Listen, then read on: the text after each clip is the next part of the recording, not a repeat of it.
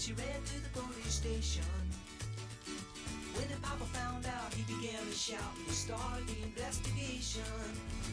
It's against the law. It was against the law. Oh, what the mama saw.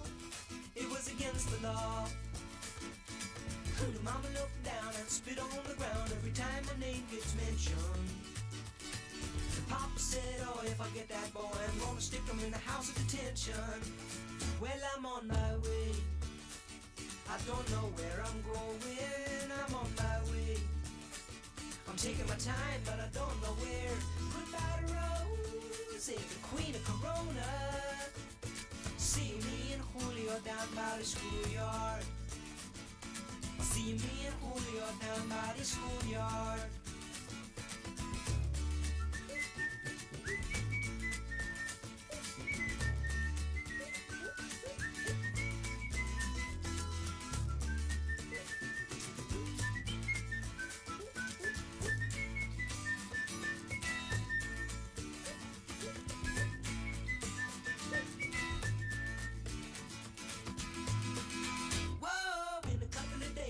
Take me away, but the press let the story leak.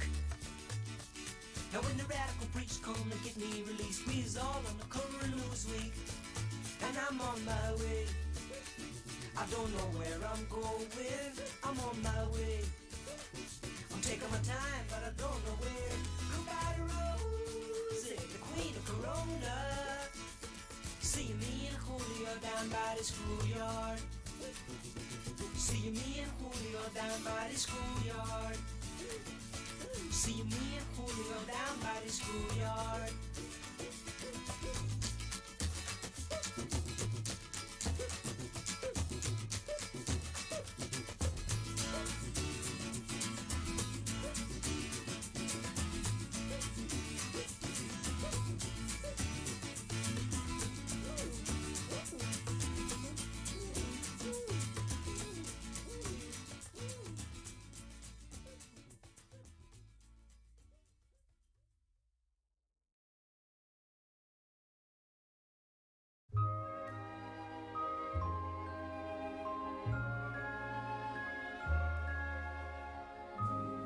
Quand Isabelle dort, plus rien ne bouge. Quand Isabelle dort au berceau de sa joie, c'est qu'elle vole la coquine, les oasis du Sahara, les poissons dorés de la Chine et les jardins de l'Alhambra. Quand Isabelle dort, plus rien ne bouge. Quand Isabelle dort au berceau de sa joie, elle vole les rêves et les jeux d'une rose et d'un bouton d'or pour se les poser dans les yeux. Belle Isabelle, quand elle dort. Quand Isabelle rit, plus rien ne bouge. Quand Isabelle rit au berceau de sa joie, sais-tu qu'elle vole la cruelle, le rire des cascades sauvages qui remplacent les escarcelles des rois qui n'ont pas d'équipage. Quand Isabelle rit, plus rien ne bouge. Quand Isabelle rit au berceau de sa joie, elle vole les fenêtres de l'or qui s'ouvrent sur le paradis pour se les poser dans le cœur. Belle Isabelle, quand elle rit. Quand Isabelle chante, plus rien ne bouge. Quand Isabelle chante au berceau de sa joie, sais-tu qu'elle vole la dentelle tissée au cœur de rossignol et les baisers que les ombrelles empêchent de prendre leur vol. Quand Isabelle chante, plus rien ne bouge. Isabelle chante au berceau de Saint-Joie. Elle vole le velours et la soie qu'offre la guitare à l'infante pour se les poser dans la voix. Belle Isabelle, quand elle chante.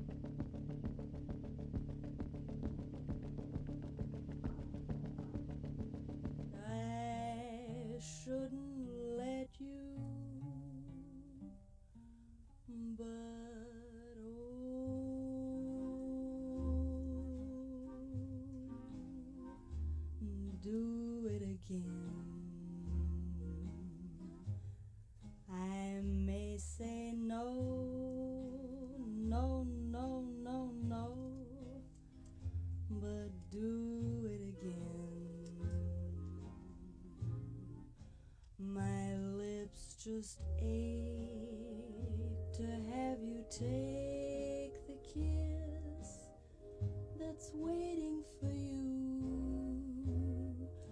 You know if you do.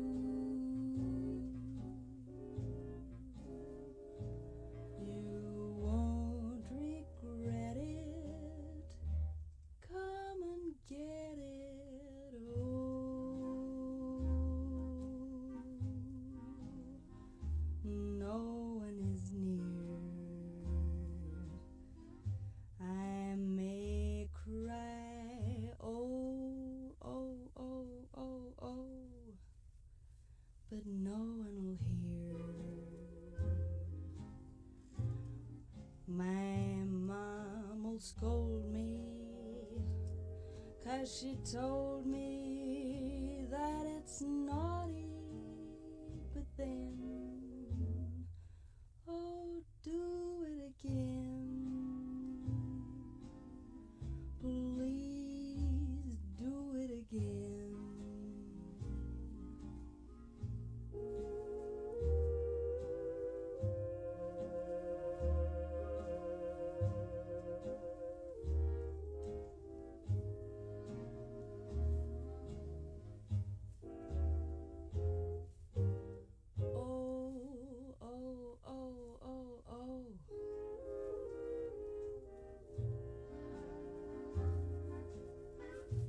My mom scold me, 'cause she told me that it's naughty, but then, do it again, please do it again.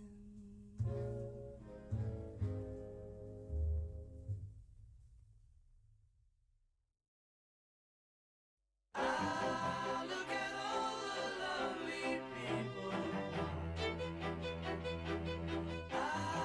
Look at all the lovely people.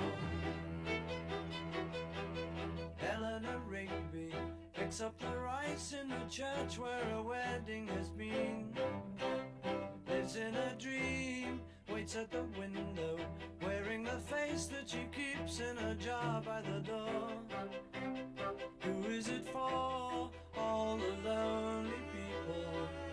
Where do they all come from? All the lonely people.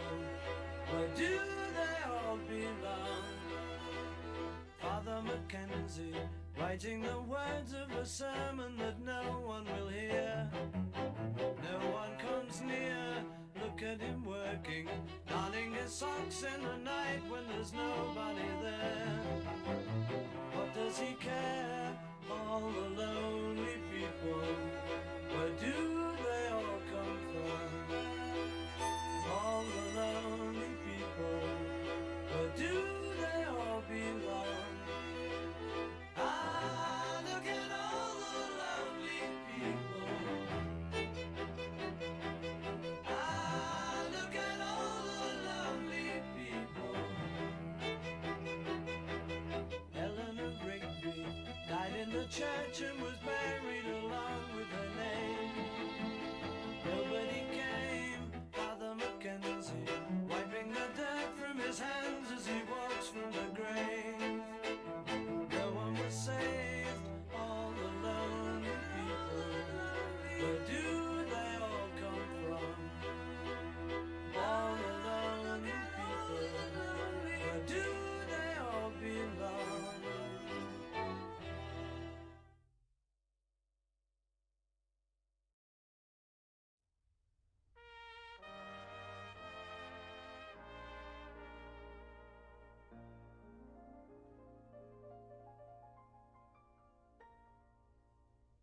My doll is as dainty as a sparrow.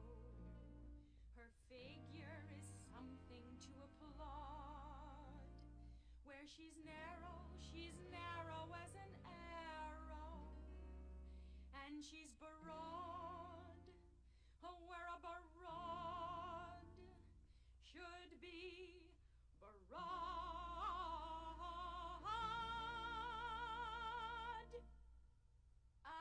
101 pounds of fun. That's my little honey bun. Get a load of honey bun tonight. I'm speaking of my sweetie pie, only 60 inches high.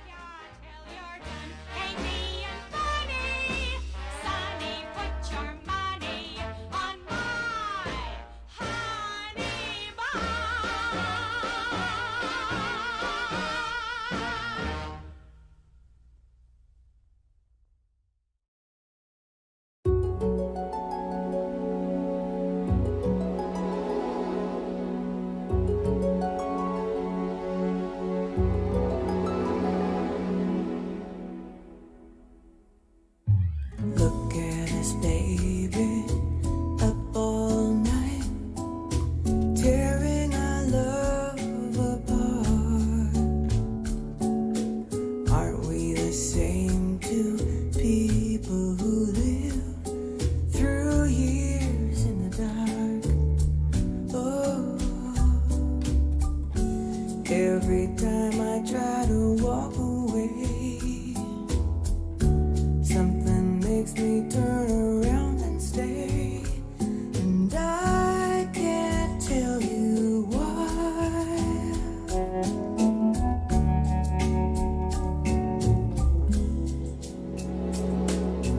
When we get crazy, twisted right, boy, I get lonely too. You don't have to worry, just hold on tight,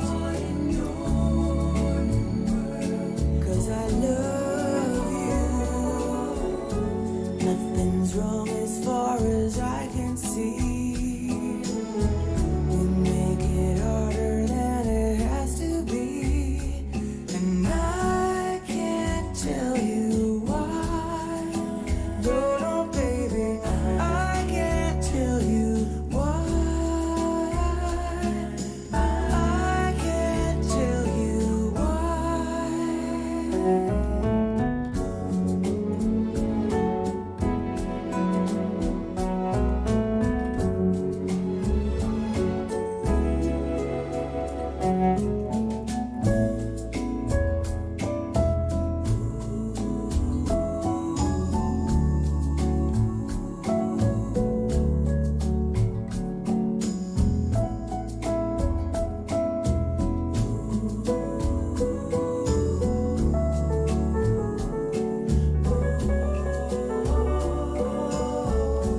Every time I try to walk away, something makes me turn around and stay, and I can't tell you why. I can't tell you why.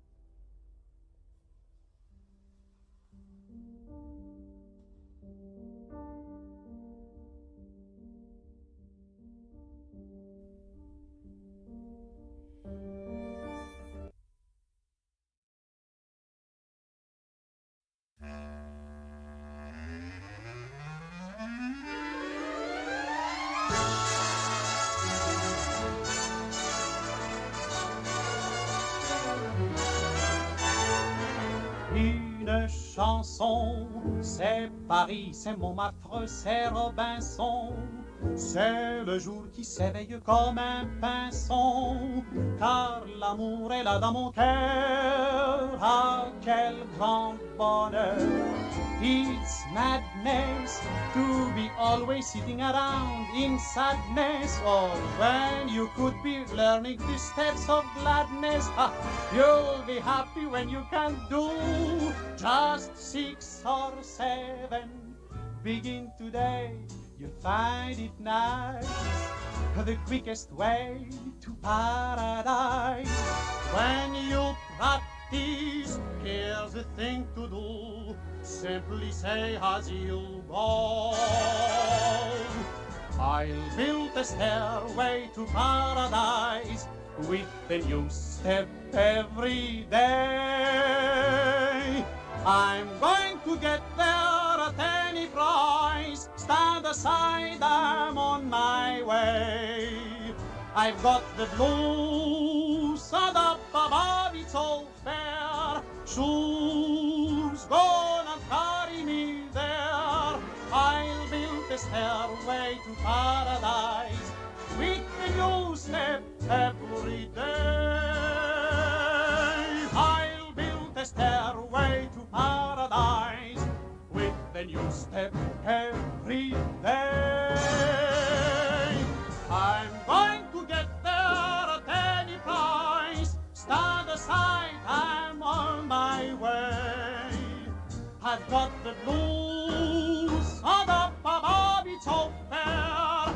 Shoes gonna carry me there. I'll build a stairway to paradise with a new step every day. With a new step every day.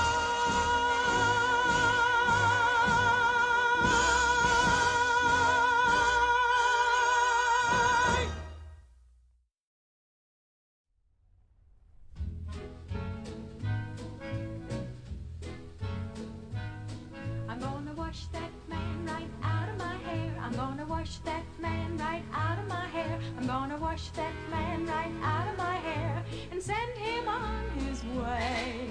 Get the picture? I'm gonna wave that man right out of my arms. I'm gonna wave that man right out of my arms. I'm gonna wave that man right out of my arms and send him on his way. Don't try to patch it up, tear it up, tear it up. Wash him out, dry him up, push him out, fly him out. Cancel him and let him go. Yay, sister! I'm gonna wash that man right out of my hair. I'm gonna wash that man right out of my hair. I'm gonna wash that man right out of my hair and send him on his way. If the man don't understand you, if you fly on separate beams, waste no time, make a change. Ride that man right off your range. Rub him out of the roll call and drum him out of your dreams. Oh, ho! If you laugh at different comics, if you root for different teams, waste no time, wait no more. Show him what the door is for. Rub him out of the roll call and drum him out of your dreams. Oh, ho! Oh, ho!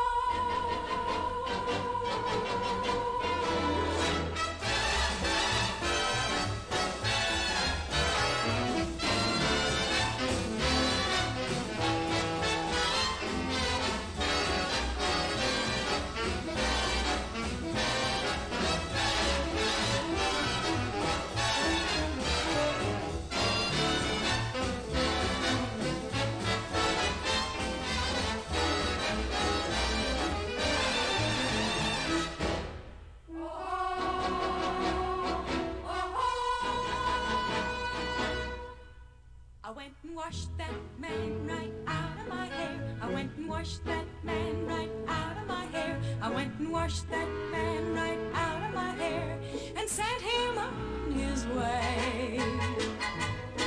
I went and washed that man right out of my hair. I went and washed that man right out of my hair. I went and washed that man right out of my hair and sent him on his way.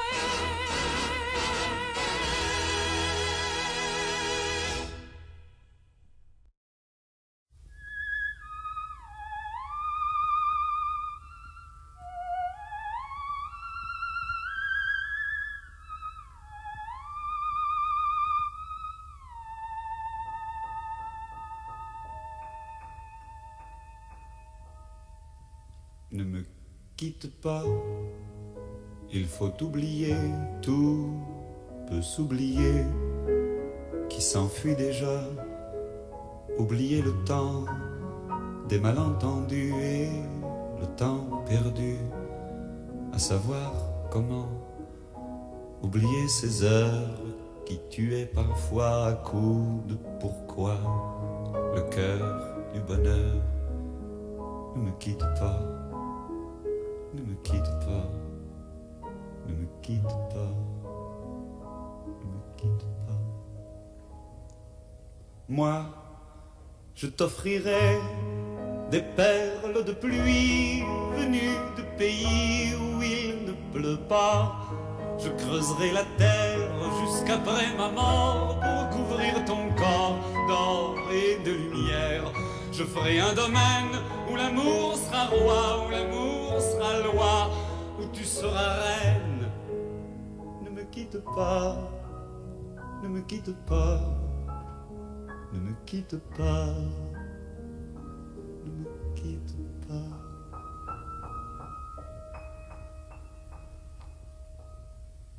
Ne me quitte pas, je t'inventerai des mots insensés que tu comprendras. Je te parlerai de ces amants-là qui ont vu 2 fois leur cœur s'embraser. Je te raconterai l'histoire de ce roi mort de n'avoir pas pu te rencontrer. Ne me quitte pas, ne me quitte pas, ne me quitte pas, ne me quitte pas. On a vu souvent rejaillir le feu de l'ancien volcan qu'on croyait trop vieux. Il est, paraît-il, des terres brûlées donnant plus de blé qu'un meilleur avril. Et quand vient le soir, pour qu'un ciel flamboie, le rouge et le noir ne s'épousent-ils pas? Ne me quitte pas, ne me quitte pas, ne me quitte pas, ne me quitte pas.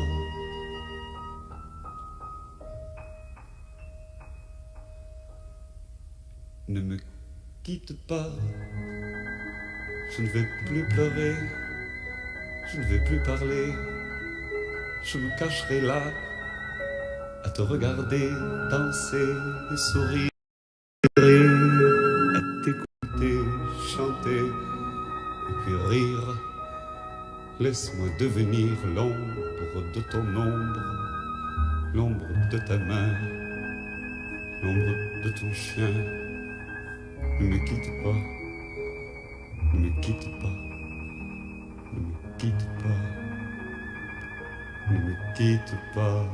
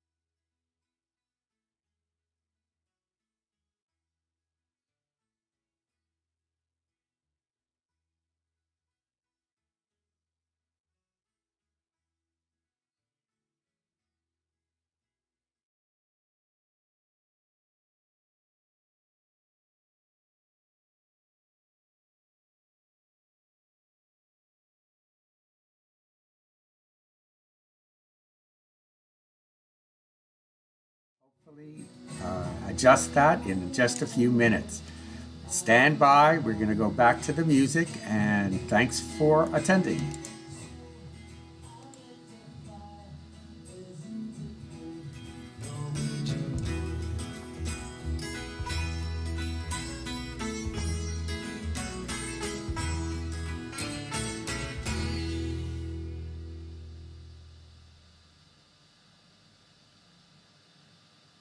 He's a real nowhere man, sitting in his nowhere land.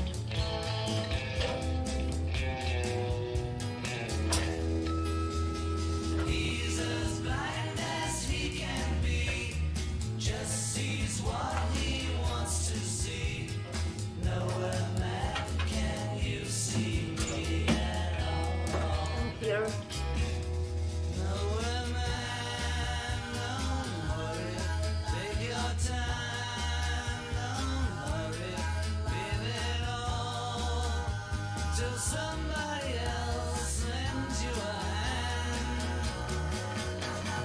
Doesn't have a point of view, knows not where he's going to.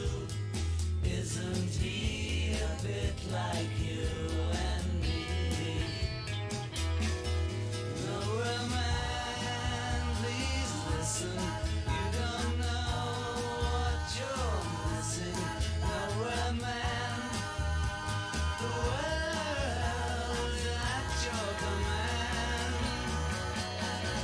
He's a real nowhere man, sitting in his nowhere land, making all his nowhere plans for nobody. Making all his nowhere plans for nobody. Making all his nowhere plans for nobody.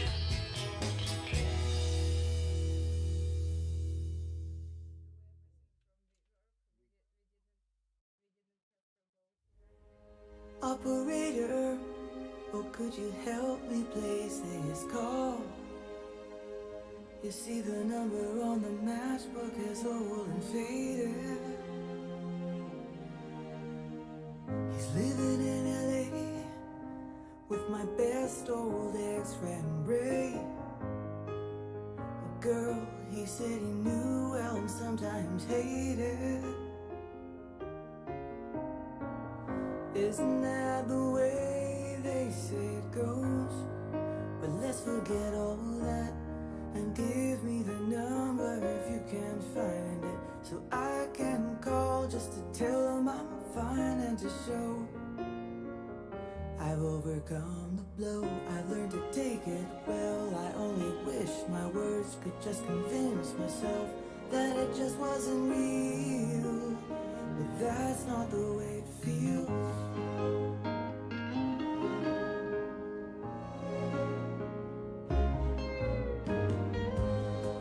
Operator, could you help me place this call? 'Cause I can't read the number that you just gave me. There's something in my eyes, you know it happens every time. I think about the love that I thought would save me. But isn't that the way they say it goes? But let's forget all that and give me the number if you can find it, so I can call just to tell them I'm fine and to show I've overcome the blow. I've learned to take it well. I only wish my words could just convince myself that it just wasn't real, but that's not the way it feels. No, no, no. That's not the way it feels. Operator, well, let's forget about this call. There's no one there I really wanted to talk to. Thank you for your time. You've been so much more than kind. You can keep a dime. But isn't that the way they say it goes? But let's forget all that and give me the number if you can find it, so I can call just to tell them I'm fine and to show I've overcome the blow. I've learned to take it well. I only wish my words would just convince myself that it just wasn't real, but that's not the way it feels. No, no, no. That's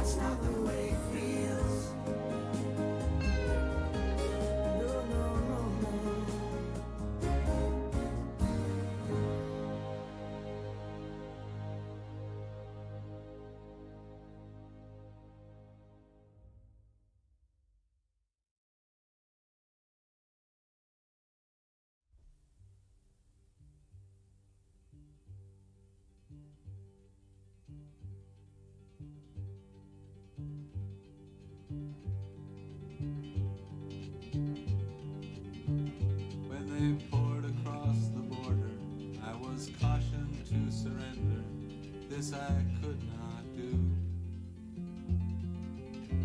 I took my gun and vanished.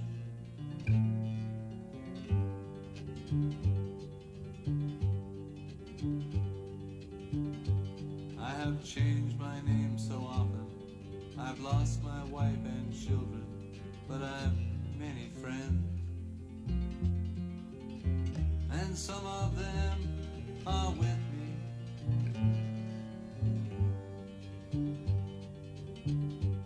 An old woman gave us shelter, kept us hidden in the garret. Then the soldiers came.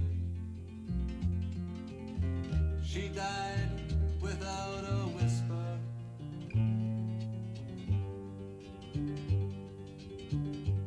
There were 3 of us this morning. I'm the only one this evening, but I must go on. The frontiers are my prison.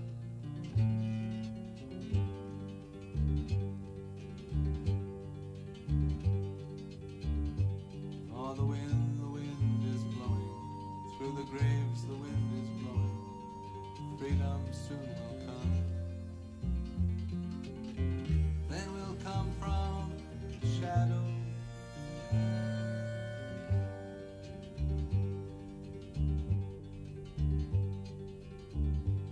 Les amants étaient chez moi, ils me dirent signe-toi, mais je n'ai pas peur. J'ai repris mon âme.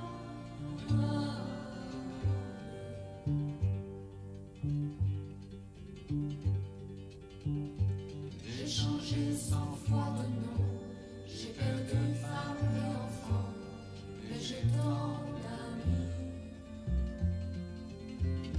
J'ai la France entière.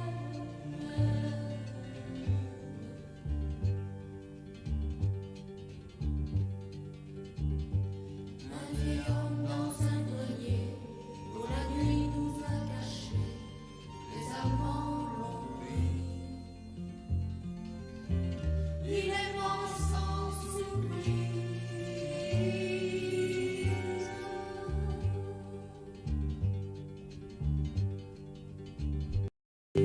Oh, the wind is blowing. Through the graves the wind is blowing.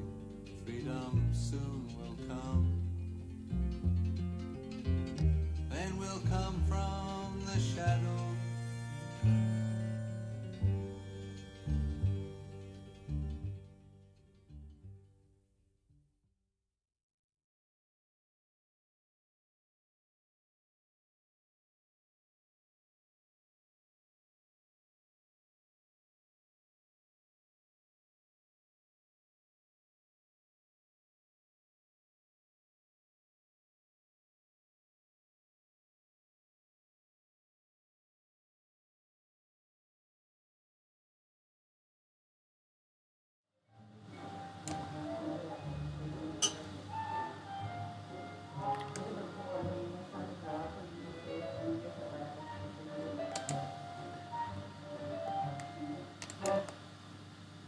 Ladies and gentlemen, welcome, welcome, welcome. This is Cliff Brody. I am sort of the guy in charge of running Alchemy and the National Performing Arts Funding Exchange. If you are really impressed by the background that you see here, it's because we are in the world's tiniest control room at Arts On Site in Manhattan on St. Mark's Place. Arts On Site is a wonderful show place run by wonderful people, Chelsea Ainsworth, Kyle Ainsworth, and Jess Smith. They have shows here every Thursday, Friday, Saturday night. Great entrepreneurs, great dancers, great choreographers, and we are using their facilities to broadcast the first annual Alchemy Give Me a Break Film Festival. I do want to introduce someone here. Her name is Dasha Kobzan. Dasha, would you like to say a few words? Yes, hello everyone. I'm glad to be here and I hope you will enjoy the film festival today. And also I would like to say a big thank you to Cliff. I'm happy to work with him, and I hope that everything will go well today. You should know that Dasha is from Ukraine. She's been in the United States for about a year. Her family is still back in Ukraine, and as you can imagine, there have been some very tough times. Dasha is a strong, caring human being. She's working on our social media and marketing, and she's really good at it. So we're lucky to have her on board. Thank you. And she has had quite a hand in making this possible. What we're going to do today is run a series of films that were made by dancer, artist, filmmakers all around the world. This reflects the choices that we have made are two-part. That is to say, we have asked people to submit videos, and those are in consideration for winning awards at the festival. We have 13 of those videos. We also have 13 videos of various lengths from producers, dancers, filmmakers, choreographers who we've met through our parent organization, the National Performing Arts Funding Exchange, based in Washington, D.C. Over the years, the National Performing Arts Funding Exchange, or NPAFE for short, has been providing free marketing services to performing artists. In particular, our focus has been on creators of dance, live dance and video, filmed dance, with a focus on classical ballet, modern ballet, and in particular, contemporary ballet, and in particular modern dance. Everybody who we've supported with the free marketing services brings wonderful talents to the table, but there's one that is especially important to us, and that is that they take the time to teach dance to the younger generation, and in some cases to the older generation, of which I am a member, I might add, through the Dance for Parkinson's program, which began here in Brooklyn at the Mark Morris Studios. Anyway, you can always look us up at npafe.org to find out more about National Performing Arts Funding Exchange. During the day today, we will be running videos in sequential order. That is to say, we will be broadcasting videos that are in contention for awards from the festival, and then interspersed with those will be videos that we've chosen. They are not competing for prizes, but we think that they exemplify what it is that Alchemy is all about. And you might ask, what is Alchemy all about? We believe, and we are working on the premise that we can draw more audiences to dance if we are able to demonstrate through the digital platforms the art of dance and the art of creativity in filmmaking, in particular what we call immersive, 2D immersive filmmaking. That is to say, when these videos are created, there is a partnership between dancer, choreographer, and videographer, where the team works together to bring the story through the screen to the audience. Now that can get very complicated. There's some philosophy to this and there's some practicality to it, but that is our focus. And what you will see here today are videos where we believe, regardless of the choreography, that there has been special effort to bring the videographer together with the dancers so that we see something more impactful, more immersive than simply viewing a proscenium performance done on stage. We will see homemade videos, we will see commercially made videos, but they all exemplify this special approach to filming dance. I hope this has been helpful. You can always comment in the comment section of the YouTube, and we're ready to go. Our first film is a long film. It is made by a team of videographer and choreographer, Isabel Nelson, the choreographer dancer, and Finn Roovers, the filmmaker. They are both based in Amsterdam. They're partners, and they are a creative team that has produced really interesting live and filmed videos. This video that you're about to see, Flight Mode, is their latest creation. It's premiering for the first time here in the United States, and I think worldwide. And you will see a short introduction explaining what it is that you're about to see. Sit back, enjoy this, and we'll be back in about 27 minutes.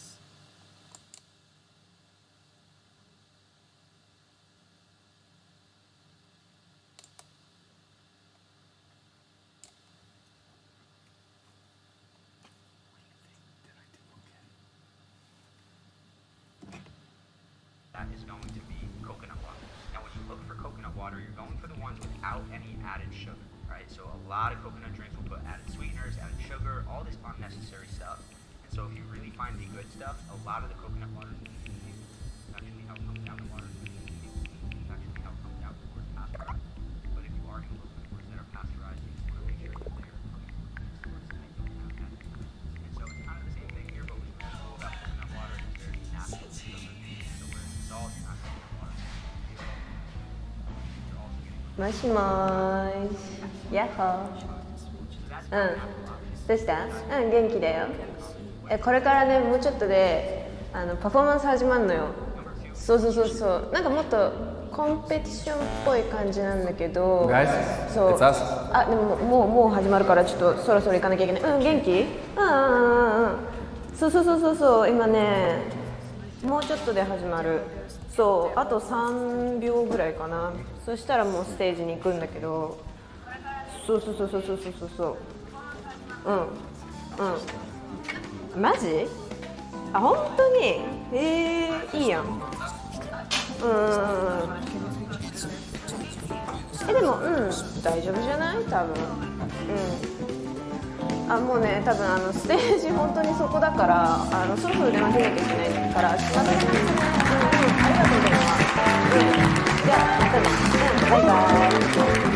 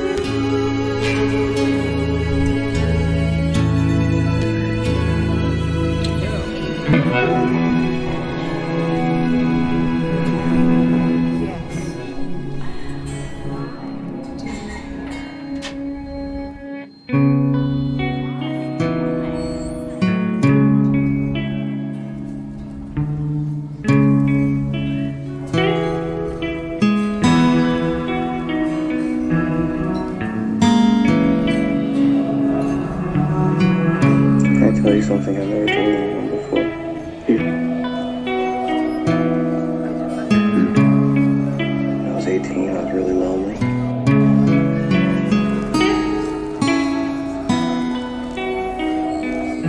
I was just like at movies all the time because I didn't have any friends. And there was this guy, a video store clerk there, who recommended a Frank Lloyd Wright documentary to me, and I normally don't take recommendations, but I was like, sure, something about him, maybe just say sure. I watched it, and it was kind of dry, you know, and kind of boring, and I brought it back to the store the next day, and he looked at me, and I told him that I thought it was great. I don't know why I did that, because I'm not really a people pleaser, but there was something about him. And then I quickly discovered that it was the first disc in a 10-disc series. So he handed me disc 2, which I went home and watched, and liked even less,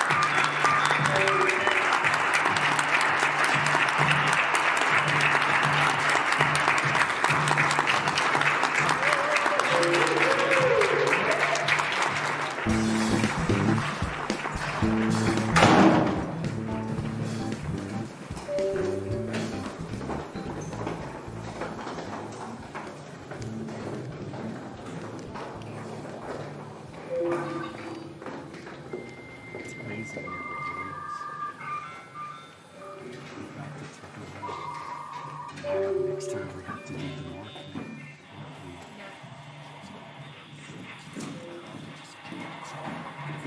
I'm glad we used this as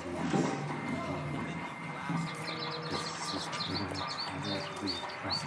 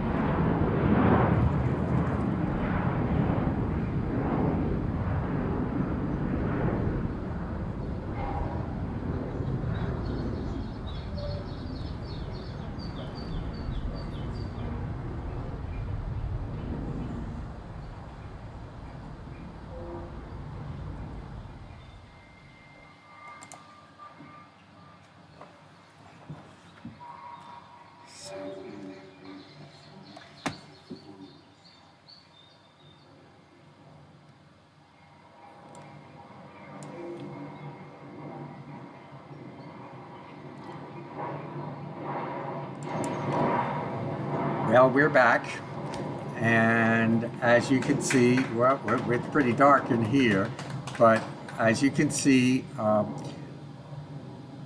we have chosen this film. In part, we actually were co-producers of this film, AAlchemy was, and we wanted to bring to your attention that this film was shot in one day with one camera in one place. AAlchemy's focus is as much on the filmmaking and the knowledge and creativity of the videographer as much as it is on the choreographer and the quality of the dance performance. Well, we're back, and as you can see, we are now going to move on to a different kind of film. We have chosen this film. In part, we actually were co-producers of this film, AAlchemy. And we wanted to bring to your attention that this film was shot in one day with one camera in one place. AAlchemy's focus is as much on the filmmaking. But they can hear anything there. So we will continue on now, sorry for the break, with a different kind of film made by two very creative filmmaker, choreographer, dancers, Jessica Wright and Morgs, well, Jess and Morgs, we'll get their names for you. They did this on a commission from the English Ballet, and you will see here really creative use of camera work and choreography. For those of you who are familiar with Prokofiev's Cinderella Ballet and Music, you will recognize the music right away. And I think that you'll recognize the story as well. Sit back, enjoy this. It's a lot of fun. So we will continue on now, sorry for the break, with a different kind of film made by two very creative filmmaker choreographers, dancers, Jessica Wright and Jess and Moritz, we'll get their name for you. Yeah, They did this commission from I think it's just this door. English No. ballet. Is And this you door will open? see here Oh, it's really open. creative use of camera work and choreography. For those of you who are familiar with Prokofiev's Cinderella Ballet and Music, you will recognize the music right away. Just noise. And I think that you'll recognize the story as well. Sit back, enjoy this. It's a lot of fun.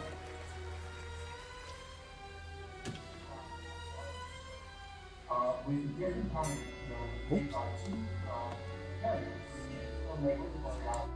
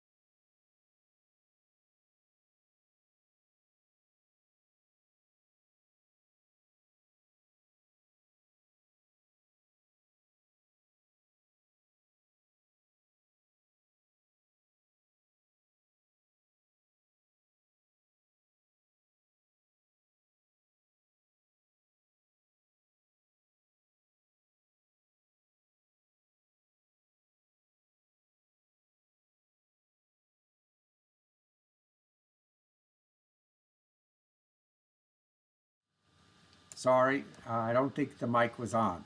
Our next video is being considered for a prize, and it is by creators from France and India. It's called Visible in French, Visible in English. It has 2 dancers. There's partial nudity. We want to flag that for you in advance. It's a short video. We think that the camera work here and the lighting, and certainly the performers, have put together a very compelling piece. Visible. So.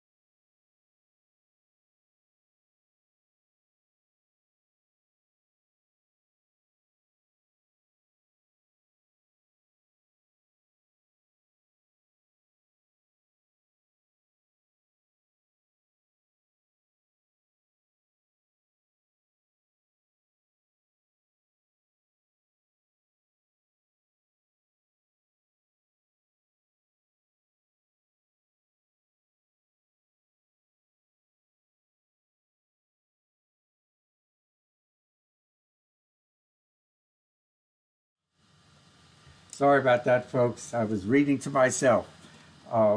In brief, this film was produced by Carolina Kazan.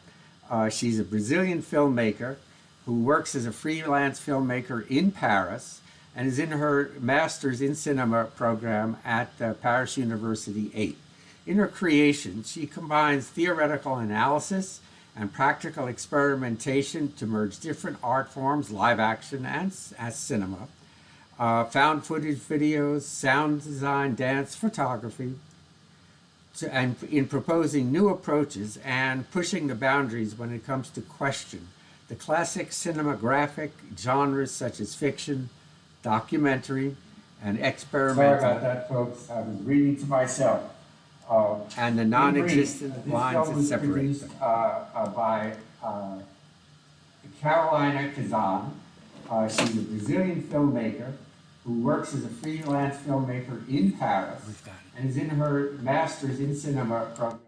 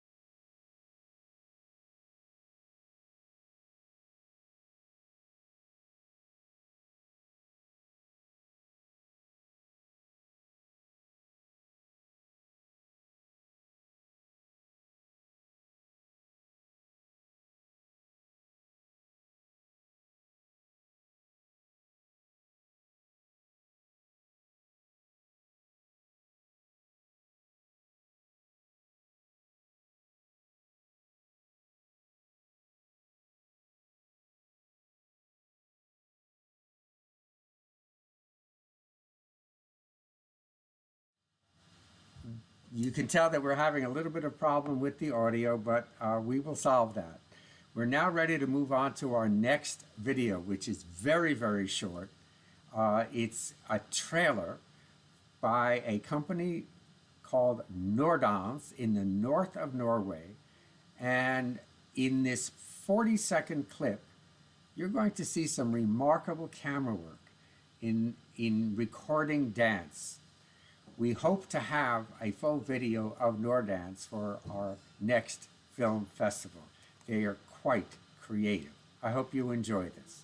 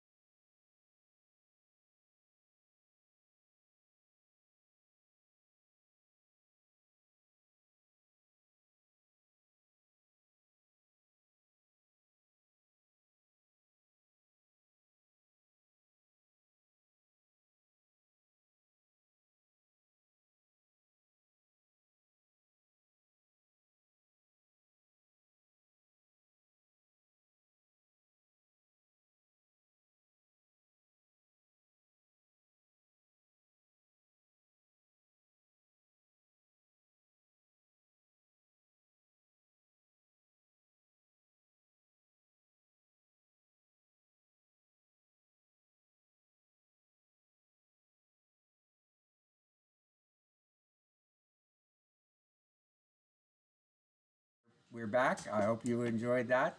The next film we have is, by the way, Nordans is not competing for a prize, nor is Cinderella Games. Certainly Visible is. The Nordans and Cinderella Games were our picks, just to keep that in mind. And now we're going to see a film that was submitted for the festival. It's called Lockdown, and we'll tell you more about it after the video plays. When the video ends, we're going to put up the logo for a little bit just to catch up on the sound. There's a technical problem we're having here. So after the video runs, wait 30 seconds and we'll be back. You're back. I hope you enjoyed that. The next film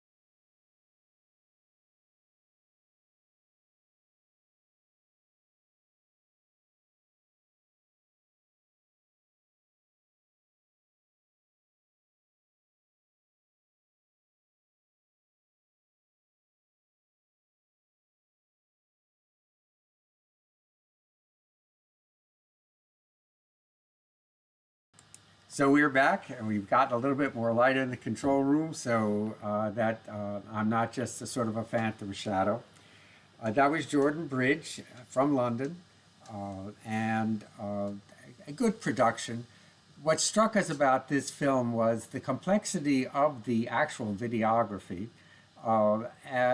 the apparent several takes in order to capture the movement on film, close up, far away, and the personal emotion and the personal statement of the dancer. It's very impressive, striking, memorable, certainly intimate, and evocative of one's inner feelings. So we like this film a lot. A little bit more light in the control room, so that I'm not just a sort of a phantom shadow. That was Jordan Bridge from London. Our next film what struck us about this film was the complexity of is from France. It's not a competitor. It's a film that we've chosen by Compagnie La Garde in France, and it's called En Vrac. We'll watch it, and then I think you'll enjoy it, and we'll talk about it a little bit afterwards.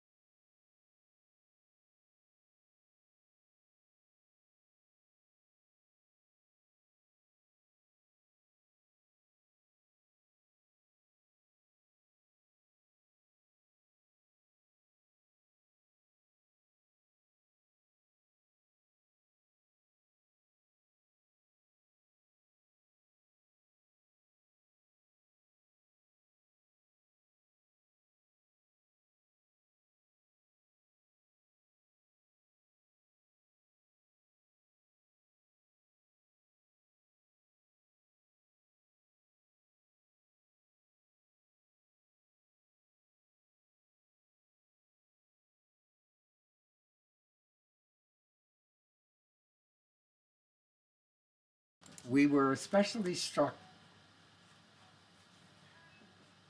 Dasha is reminding me that I have to turn on the microphone when I speak.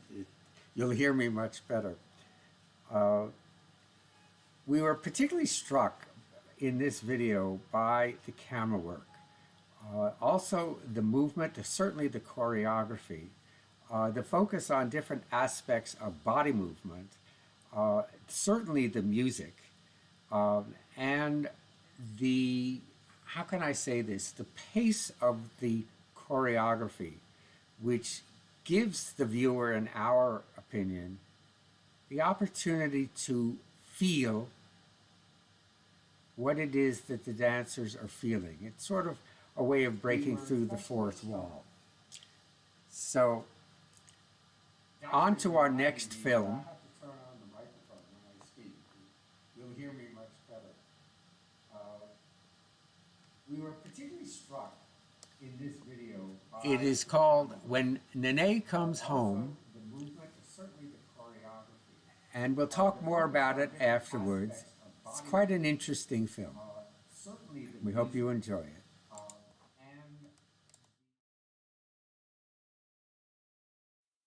Shuffle of metal to metal teeth, wrist twitching left at the end of cold night, 12-hour shift turned 13, sighs as Nanai breathes the front door open. I don't look up. Living room aches with, I'm home now, they kept me till 9, but I'm here, she says, here, like conclusive ending. Like she doesn't have to do this all again tomorrow, 5 a.m. heavy, says her heels hurt, holds legs leaden when she sits down, but I'm fine. Really. An instinctive exhale, she bundles airtight, and from there paces the floorboards wincing, this new gait, strut of what we call the essential, the front line, my mother pulsing at the end of the line when waiting for citizenship, shipped across the Pacific, bring money back home to your family if you get the chance. What greater achievement than leaving your archipelago? Pipelined halfway across the ocean, pushed and pulled by 2 countries, got caught in the middle of their economy, but how lucky to be part of a healthcare system that sees you as expendable. I mean essential, I mean that Filipinos make up 4% of the nurses in the US, but 31.5% of nurse deaths from COVID-19. America, pricks with needle, pinpoints and picks out new capital, came highly recommended, 123 years of carving this pathway for you, trained you, taught you position of bedside care, of ICUs, of emergency rooms, acute and long-term inpatient RN. Nanai bends history until it fits neatly in her back pocket. And the pair of scrubs she washes and wears and washes, sets them neatly on a hanger, hangs her limbs through their sleeves, the branches knotting bark on skin like a shield. Because at work she sways in the face of squall. Now her body is flooded, so she hangs the scrubs again to dry.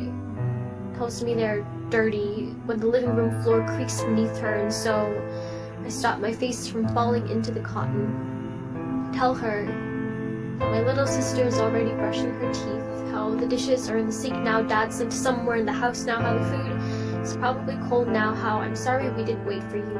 Said prayers to the Father and the Son and the Holy Spirit even though we stopped going to church years ago, but somehow still end up sinking into our palms, silent and still and listening for the rustle in driveway, the click of key, and here we search for holy tongues trying to figure out what to say, what to do, what to ask if you were to fill in your chair. Empty in the kitchen, its wooden arms and legs stiff in hesitance, yet gripping to whatever air is still leaking, lingering from lungs, waiting for response. But instead, when I ask you about your day, you tell me you have to take a shower to wash the long shifts from your skin, so you dip into the bathroom. Hear the patter of water hitting the bathtub floor, running and running and running away. What does it mean to disappear? To leave the table, leave the room, house, home, exhale country, and leave because recession, because Marcos, because unemployment went up and now it's called a permanent migration route, because 20,000 nurses are exported from the Philippines every year, backbone of healthcare since the 60s, then backbend since the US called colonization benevolent assimilation in 1898, since there are now a total of 150,000 Filipino nurses holding up our hospitals, and now I'm wondering if their sterile walls will hold up her. What I mean is that I don't want her to leave. What I mean is that when the news channel said nurses would get their vaccine, it felt like tension released, but still crescendoing the noise, the high-pitched and pinched ear of what it means to trust it. This poem is not a virus, but this poem is not protection. However, getting the vaccine is proven prevention that can slow down the spread of this infection, because the less that people get the virus, the less the virus mutates and replicates, turning itself into her deathbed. Death treaded up for breath once, saw its shadow brim up to the surface when time ticked and hit 12 a.m. On the couch, he tells me it's too late for a bedtime story. Like she already knows the ending, like she's too exhausted to hear it, but I worry I'll close my eyes and she'll be gone forever. So I keep us awake. The lateness of the hour, she breathes for rest through chest and spine, temple and quiet lips, sets the swell of her waist upright and takes in the inhale. 95% efficacy. It's true, she says. 100% effective in preventing serious infection or death from COVID, which means that yes, I will still leave, still go to work every week, but I'll be safe, you'll be safe, and yes, I will come home to you.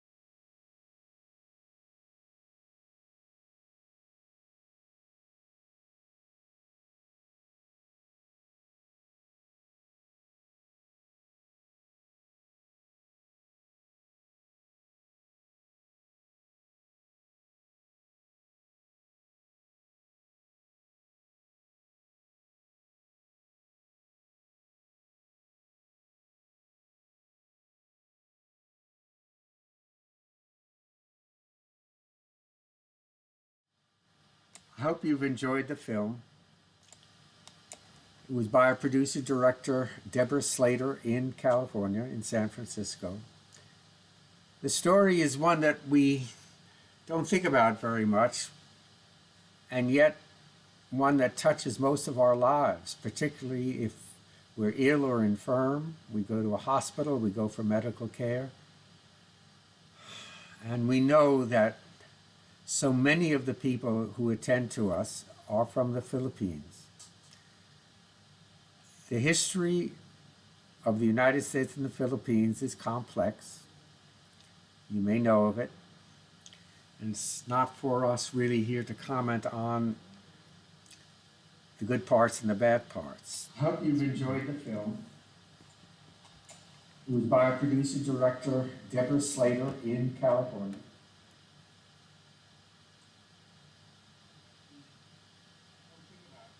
The film itself is a remarkable piece for its performance, for the filming, and also, in our opinion, for the post-production editing. If you look at it carefully, you see that the editing is superb. It is seamless. There's no missing piece, there's no missing moment.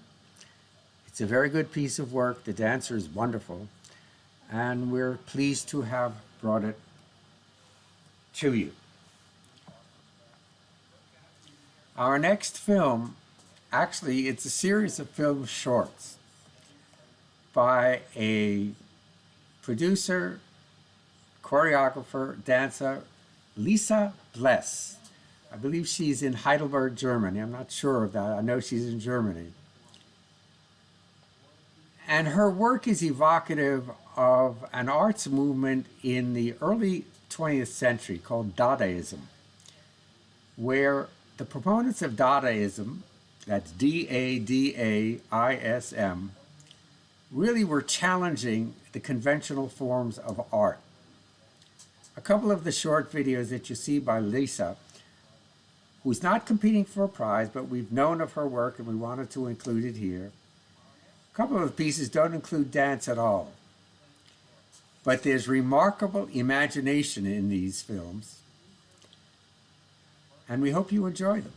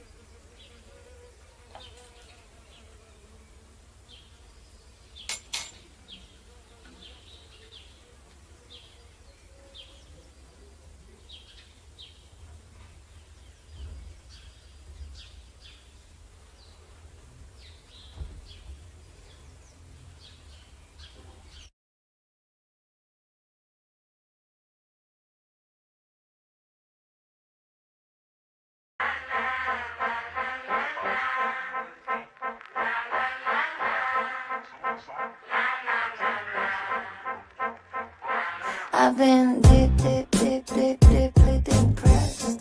Get help, they might suggest. Trash talk, I take offense. Might as well just spend my chest. Won't sit my ass on sofas. Stop spitting nonsense. Get me something else, something classy. SOS, I'm a mess. Classified and I care. Big fish is a track I'm swimming in. Big picture about got my plug and I grow my way here. TP, I'm a pessimist. Why you think you can mess with me? You think you are the boss of me, but most of the time you're my bitch. My bitch has white eyes.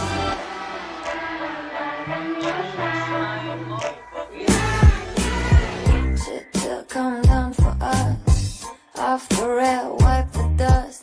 Bestie, bring the best of me.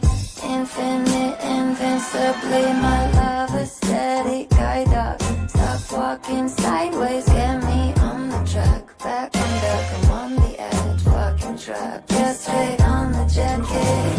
Big fish is an epic coming in. This full protest, cause we both know the ending. CP, I'm a pessimist. But you think you can mess with me? You think you are the boss of me, but most of the time you're my bitch. My bitch has white eyes.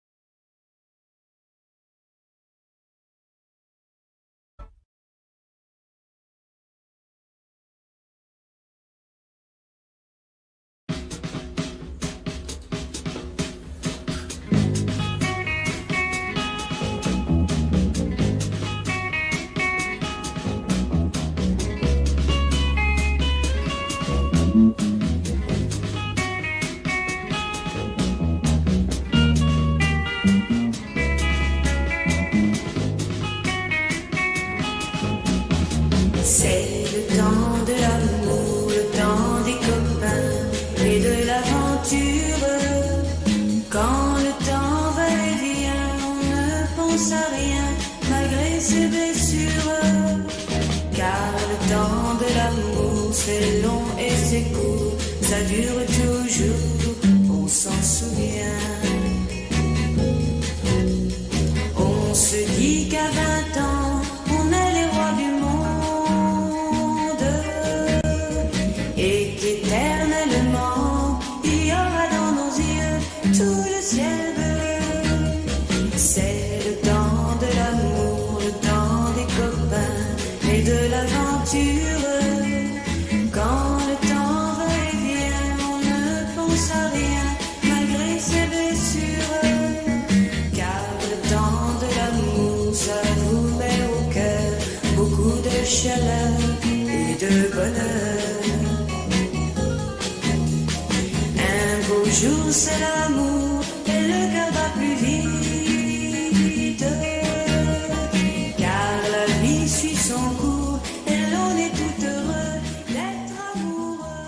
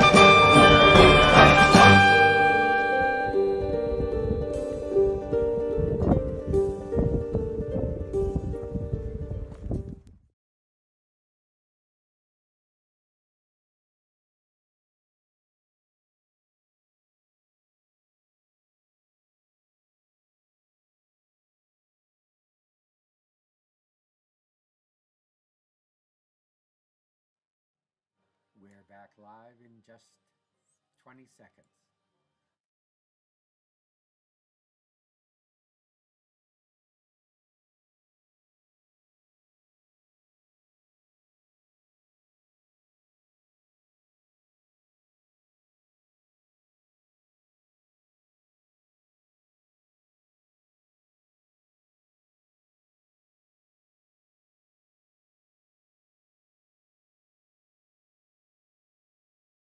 First of all, these words about Lisa.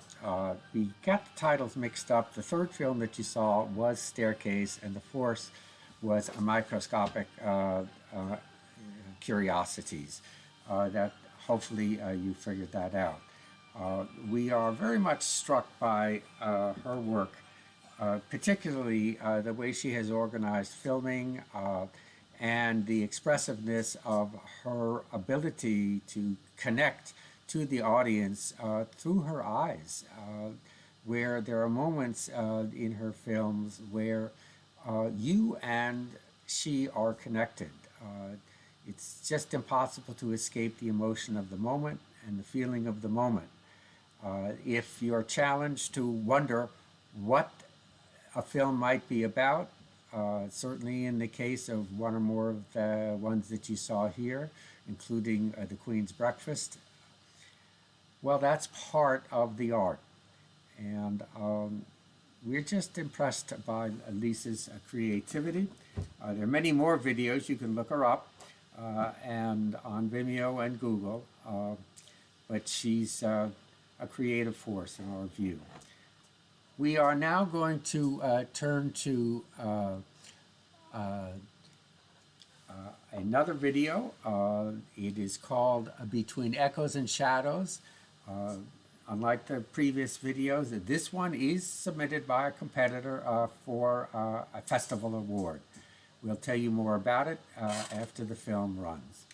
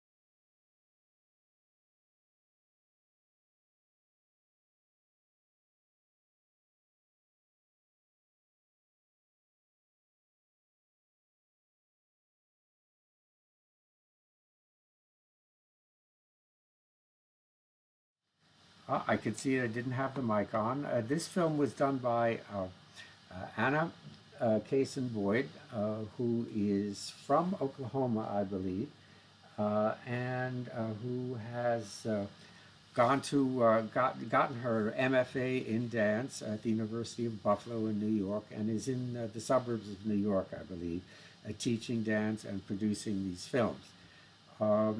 Anna submitted to the film festival. We thought that the camera work in this film was excellent. The choreography was very interesting. There was a story. And what is interesting about many of the videos that we have selected, the stories are for the viewer to decide. Whatever may be going on in the mind of the dancer or choreographer, that can remain a mystery.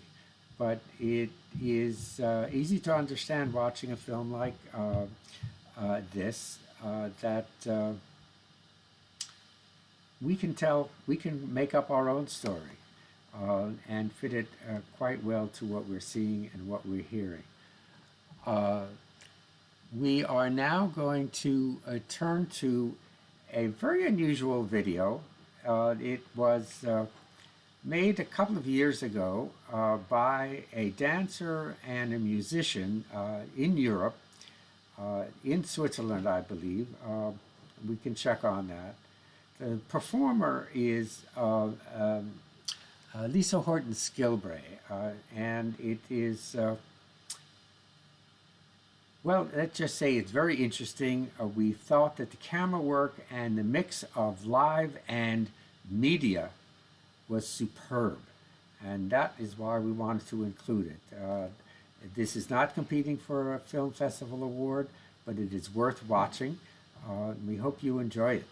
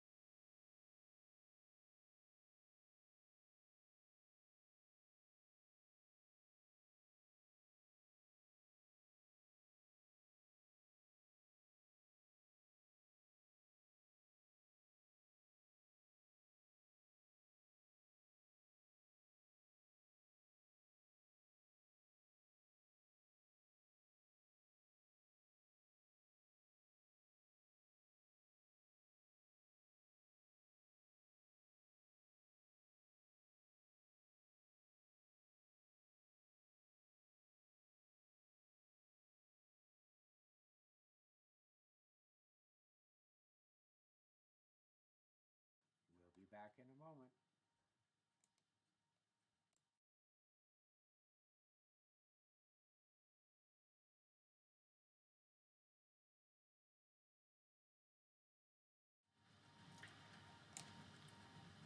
Well, it was, of course, for you to decide what you thought of the Heart and Skilgrave video. What impressed us is not only the complexity of the work, the choreography, of course, is evocative, stirring, certainly, but there was a certain complexity of matching lighting to the movement of the dancer and to the rhythm of the music. We've all seen dance productions where there's media in the background, but here we are seeing media becoming a literal part of the performance in very precise ways. Goodness knows how much work was involved, not only in the filming, there were obviously many takes, but also in the post-production, where for sure we are seeing brilliant minds combining disparate elements, film, music, dance, electronic media, lighting, into what, in our opinion, is a seamless whole. Again, this is not a video that's competing for an Alchemy Festival Award, but it is notable for its production quality and certainly for the entrepreneurial drive that caused it to come together. We're getting close to break time, but we are going to now show another video which has been submitted for competition. It's called No End. We'll tell you more about the production after you've seen it. I hope you enjoy this.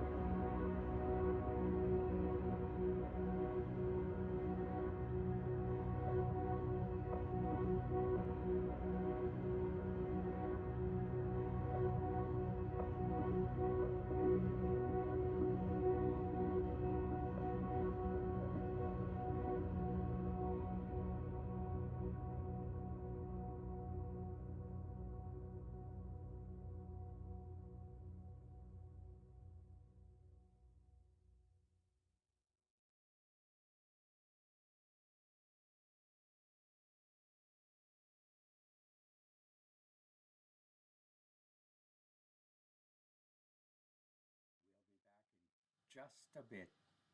Stand by.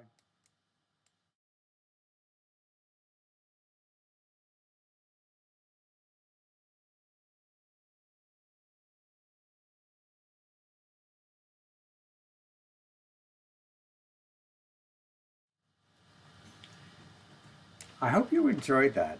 The producer of this film and the lead dancer is Kelsey Gerber, a very interesting professional in dance. She's from Lake Tahoe, of course, we're all envious of that. But she spent her youth training in jazz and tap styles, did a lot of competitions, and she performed on cruise lines. She trained with the Central Pennsylvania Youth Ballet in Carlisle, Pennsylvania, and then spent 2 years performing with State Street Ballet's apprentice company. We're very familiar with State Street Ballet.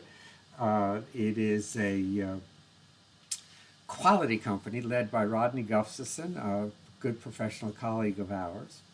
And as for Kelsey, she moved on from State Street to teach, to dance. She got her BFA in dance performance at the UC Irvine, and she toured internationally. She got a research grant to do that.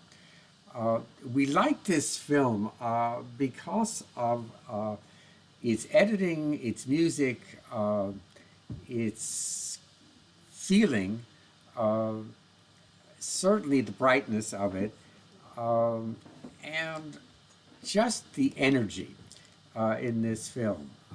It's going to be considered for an award, and we're very glad that we have it and that Kelsey submitted it. We're only a couple of films away from our break time, and the next film that we're going to see is created by a Netherlands or a Belgian, we're not sure. Her name is Anneke Hofgesang. She's a remarkable dancer, choreographer. She creates live performances, a very intimate nature, and also with a focus on environment. She's very much concerned and interested in and focused on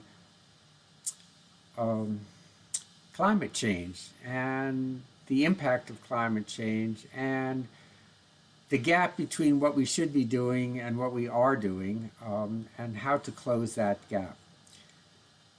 I'll let you see here a short trailer for a production of hers called Red Thread. It was 55 minutes long in its entirety, but you'll see here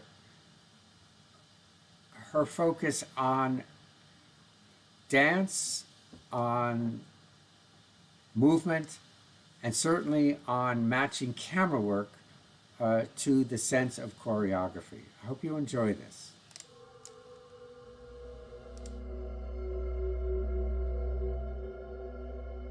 The red thread. Probably, this term originates from seafaring. Some centuries ago, it occurred quite frequently that ropes got stolen from ships. This was a tough situation for the sailors, since, without ropes, they could not set sail and anchor their ships in the harbor. Due to that, the English Navy started plaiting a red thread into all their ropes. It was not possible to remove the red thread without destroying the rope. The red thread was used as an indication for others to see whom the rope belonged to and whether it was stolen. Goethe used the metaphor of the red thread in his novel, Elective Affinities, Kindred by Choice. He described the red thread as a form of dependence and connection that describes the whole. He thought one would only notice the thread in a clear-minded moment, experiencing a higher spirit.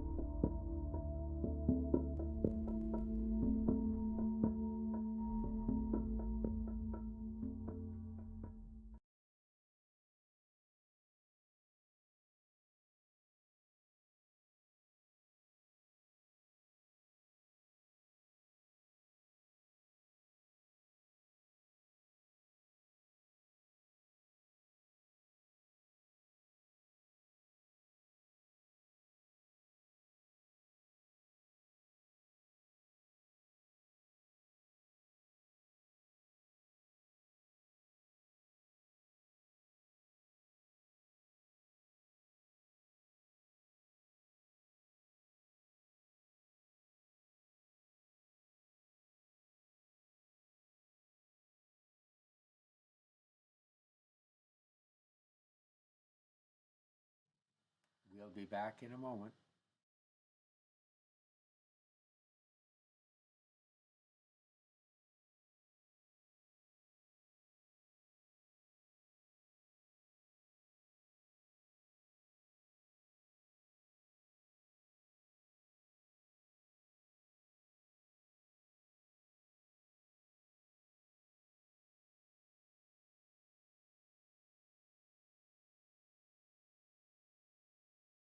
We're going to show you another film that Annika Hofgesang made. It doesn't have dance.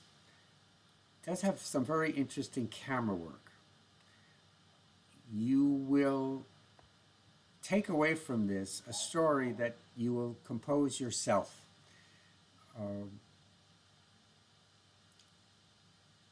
I'll leave it at that. Watch the film. Quite interesting, and you'll hopefully sense the creator's imagination here.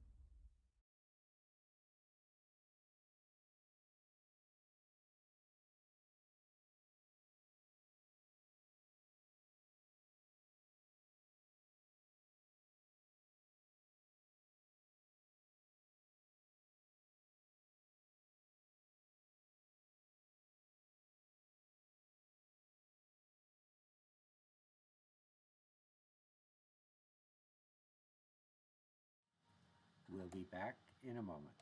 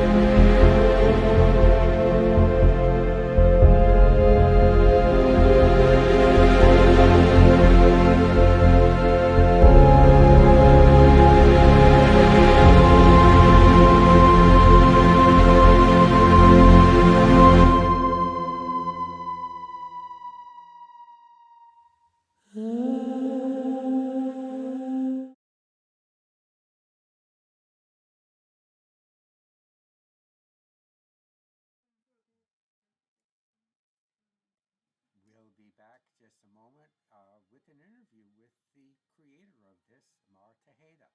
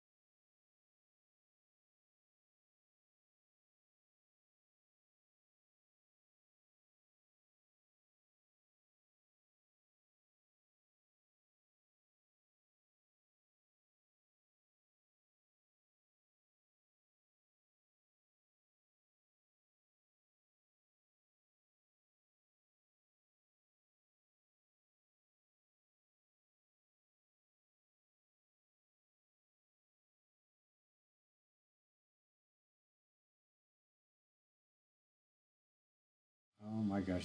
Okay, ladies and gentlemen, the microphone wasn't on. I'm sorry for that. Apparently it wasn't on for the introduction. Let me introduce Mar Tejeda. She's from Peru. Extraordinary creator, very entrepreneurial. Here in New York, studying, working. A lot of people have trusted her around the world. She's performed around the world. She's okay, ladies and gentlemen, the microphone wasn't on. I'm sorry for that. I will say, I mean, she even opened up the Peruvian market for Sofar. A lot of you know what Sofar is. It's a worldwide entertainment group, and they trusted her to make a space for them in her home country. Mar, welcome. Thank you. I guess I have a lot of questions, but one is, as you watch this film now, what were you thinking? What was important to you?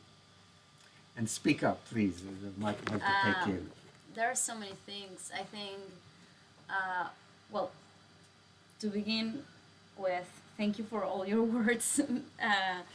And actually, each time I watch it, it's like a new thing comes in. I think when I created this film, I was in a point of my life different than today. I mean, I was new in New York City. I missed my family. I missed my friends. So it was a process of transformation that I was going through. And this film shows me that, like that moment of my life. What are your goals here in New York City? To move forward my career as choreographer and director, yeah. What do you think, what was the hardest part of creating this film? What was the greatest challenge? To make this experience, to communicate what I wanted to do in a way, but not in an obvious way. I wanted to be like very clear and specific, but not like obvious, like, okay, this is what is happening. So that's what I wanted to do with the girls I created this. I wanted them to have the experience. So what I did was a very a process. I created a process for them to go into themselves. So I think that was kind of difficult because I was far away. So I did this remotely, and oh, we didn't know that. You did this remotely. Yeah, I was here and they were in Peru. They were back in Peru, like in they filmed this in Arequipa. It's a city in Peru. How did you manage to direct the videographer then? I didn't realize that you were here when you made that film. I was here. I had a lot of meetings with the guy who was in the camera. He's amazing, and he gave me a lot of ideas, and we were like all the time talking to each other. I was telling him what I wanted to do, and he was also like giving me some feedback. So we created a whole sequence, like, okay, so now the camera will move in this way and this other way. So it's like we created the storyboard together. And when you filmed it, were you sort of connected by Zoom or Yeah, something? we tried to, but there were some parts, some areas without Signal, without internet. Yeah, so I was here in my apartment, like waiting for them to call me. It was. So they carried through in those moments of Wi-Fi gap. Yeah, and but they knew what they needed to do. They knew everything, and one of the girls who performed, was my partner in she helped it. She was my advisor in creation. I mean, I was all the time calling her like, okay, I have an idea. So she knew a lot. So she was all the time there like, okay, we need to run. We need to go for more. That's very interesting. We didn't realize that. Creating something and choreographing something by Zoom is not something many people have done successfully. No. Yeah, I know. And it was also a little bit tricky, the moments of rehearsing with them, because sometimes the audio was a mess. So We've had our problems here today with audio. Yeah, so that happened. So sometimes I was like, "Are you listening to me?" Or because the music was too loud and my voice was too, So, but we did it. Yeah, they did an amazing work, and I'm so happy and so grateful with them, with the whole team. So then, how can I say this? This will sort of be my last question. Mm-hmm. How do you see the future of dance, and what you think it can achieve for audiences? I think dance connects to people in a sense that nothing else does. I mean, dance goes deep in an internal process. I mean, for the audience. So I think the future of dance is probably go a little bit more. That's what I want to do. I mean, I'm talking for myself. I'm speaking for myself. But in my case, what I wanna what I try to do is I'm not looking for sophisticated movements. I'm not looking for sophisticated dance creation. I'm looking for something that connects what with what? With the audience. Bingo. So I'm trying all the time to look more pedestrian movements, but dancers can do pedestrian movement. Dancers are humans, and I think that people who are not related with dance should be connected in that sense, watching these people performing. They are human beings. They are not like this. I mean, they are amazing, but they are also human beings. And not sort of idols on the screen. Yeah, and they are more similar to you than you think. Mar, is there anything that you would like to ask us? I don't know, as audience, what do you feel when you watch those that live within us? Well, of course, everyone is going to have, I think, a personal view of it. When I see a film such as yours, and of course I speak as a non-dancer, I can't dance at all, so, but I look beyond the image to the people who are making it happen. There are those that we can see, whom we can see, the dancers, but there are those who make it happen. For example, the videographer, who we will never see. Yeah. And as I see these films and your film, I say, what a talent this person must have. And I don't know his name or her name. I'll never meet this person. Your comments about how you did this remotely, which we didn't realize, only has me in wonderment, that's the word, even more about the videographer and how you all teamed together to put this together.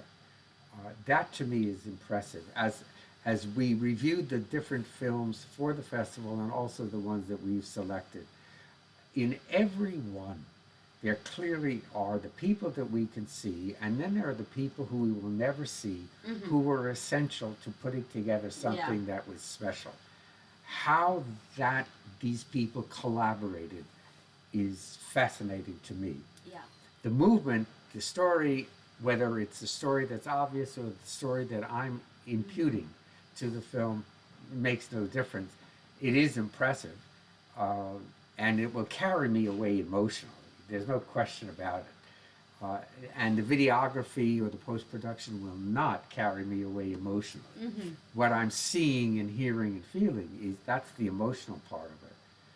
But the teamwork to create something that breaks through the fourth wall, as yours does. It's not like, the New York City Ballet filming a proscenium performance. I mean, we get to see dancers and dancers and dancers and the stage and everything. And if it's beautiful, perhaps, and the story may be wonderful if it's a classic ballet or modern ballet, but we're not seeing intimacy. You bring us intimacy. Thank you. Yeah, that's what I wanted. So that's cool. We did it. You certainly did, Marv. We're so grateful that you've come, and we are now going to take a lunch break, ladies and gentlemen. We'll be back in about 35 minutes. Take a break, and we have some really special films for you to see, including 2 from Ukraine, and we'll talk more about that after the break. Stay tuned. Thank you. Just a second. I'm going to turn off the mic.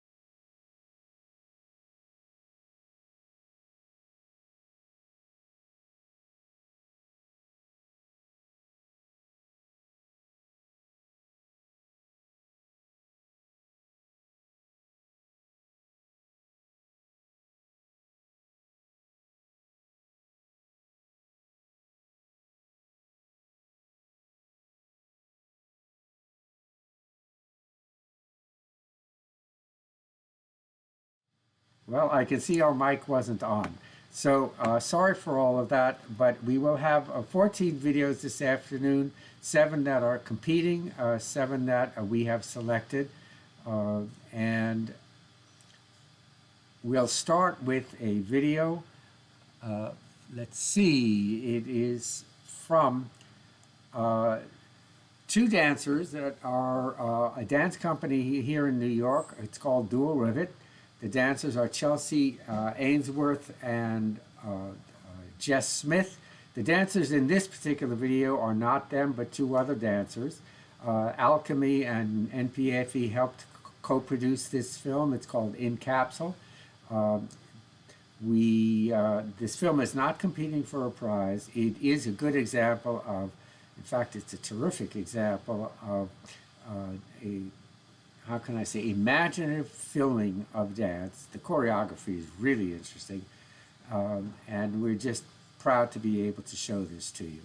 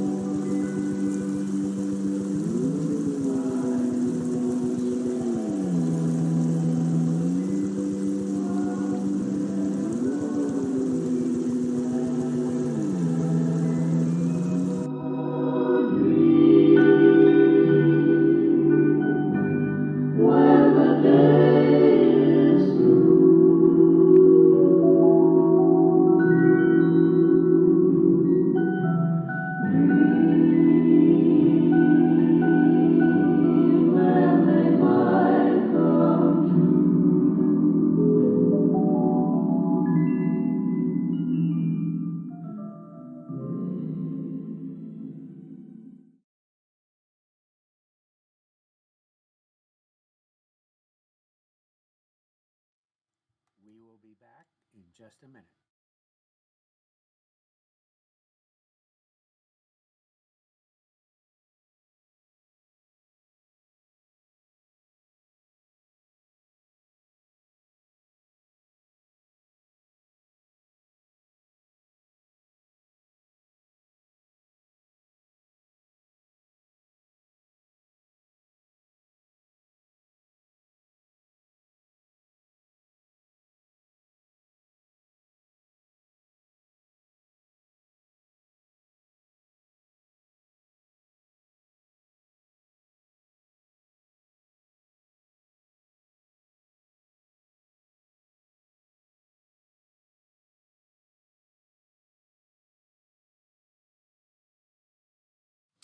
Here we are back, Dasha and I, in this terrifically large control room.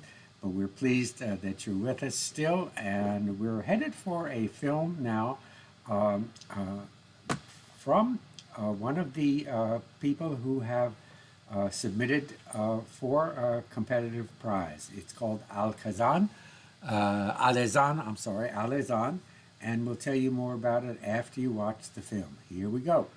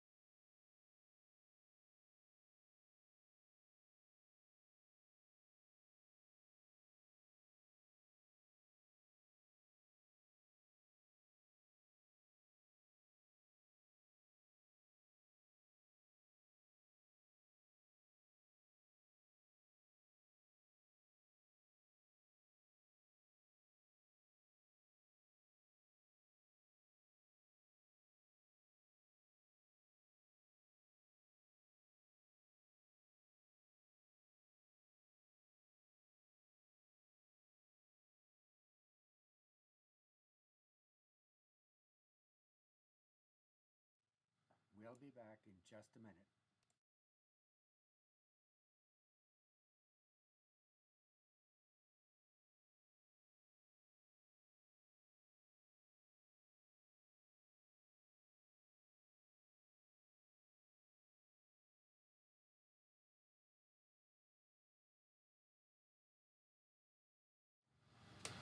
House lights on. So, first of all, it looked to us as if that last video was kind of choppy. We apologize for that. We are not sure what the cause might be. It can be anything from Wi-Fi, internet, who knows. But nonetheless, I believe you were able to see the quality of the story, the quality of the filming, certainly the quality of the solo performance. And so, first of all, and I'd like to just to say a little bit about the choreographer who put this together. His name is Loïc Faquet. He is from France. He started dancing at the age of 7. He has become a professional dancer, has studied in prestigious institutions, including the Centre National de la Danse, the National Dance Center in Lyon. And he's also got a degree in marketing and a master's in education science. So we have quite a talented person here whose choreography really is respected throughout France. He's performed in any number of programs. He's created choreography. He's performed in Paris, in many other cities in France and in Europe. A very talented person. He's written this in his biography, which I would just like to read to you. In parallel with all of his studies and his works and his presentations, he has nourished his vision of dance, and I'm reading now, as a vision of a dance choreographer by joining a specialized training in Lille, France.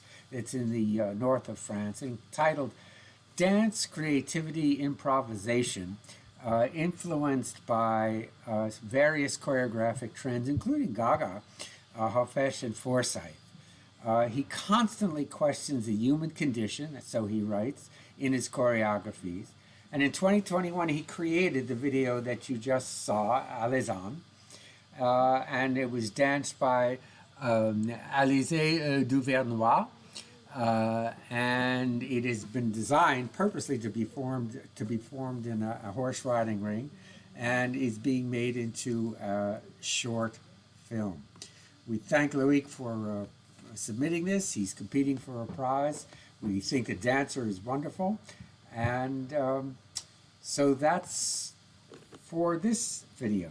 Now we move on to something really quite special. Many of you may know that the NPAFE sponsors dance companies with funding and also sponsors exceptional students of dance.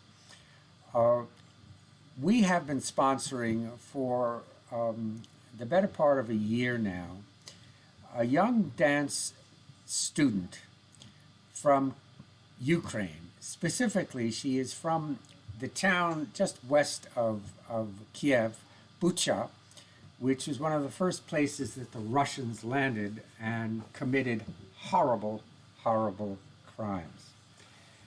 I'll spare you the details of what we're doing, but except for this one, you're about to see 3 or 4 very short videos by Sophia.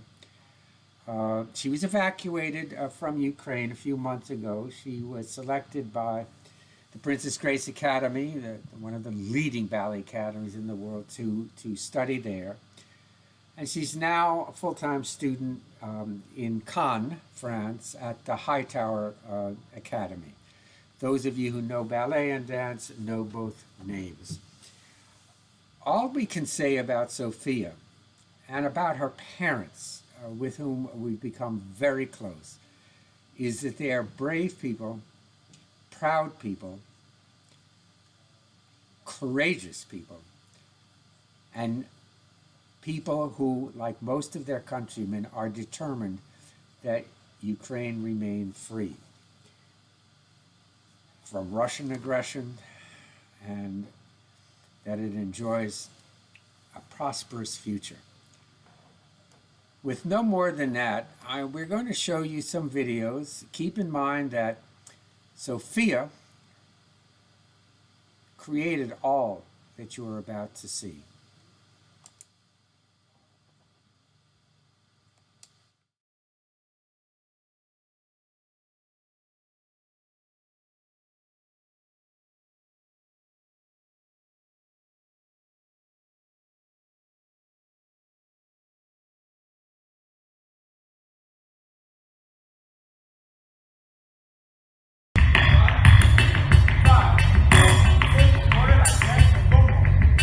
Sarah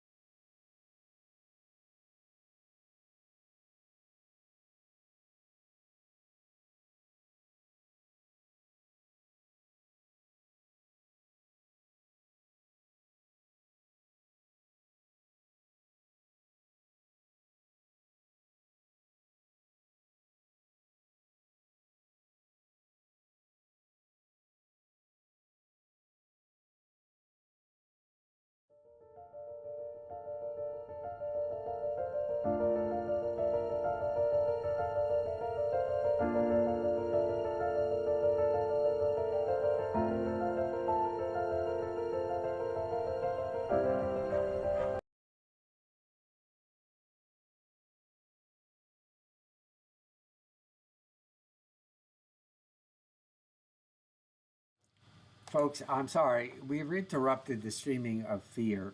My mic wasn't on when I was commenting before about this film. It's created by a mechanical and petroleum engineer. His name is Naveen Khan, and whatever else you may think about what you're about to see, you can be certain that Naveen, he's not a dancer, he's not a filmmaker, he's never done anything like this before. And that's what makes it for us quite marvelous. I think you'll enjoy this film. We'll comment more about it after the film runs. Naveen Khan's Fear. A mechanical and petroleum engineer. His name is Naveen Khan, and whatever else you may think about what you're about to see.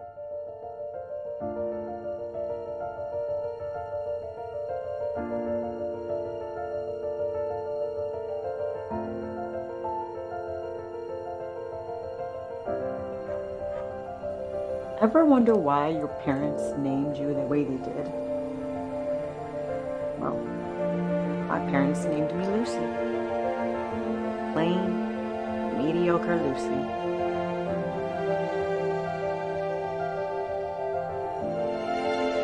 Throughout my life, you have been there with me.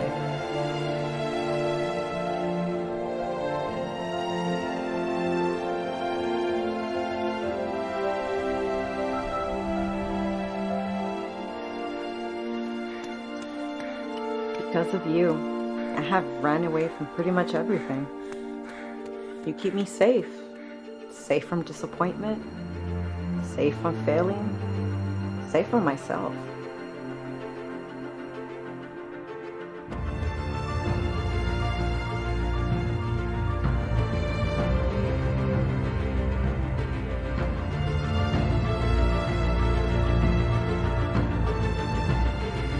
He's cute. Okay, I need to talk to him. Wait, what if he ignores me? What if he thinks I'm weird? Oh, he's so cute. Alright, I got this. Here goes nothing. And there you go again. Keeping me safe. From myself.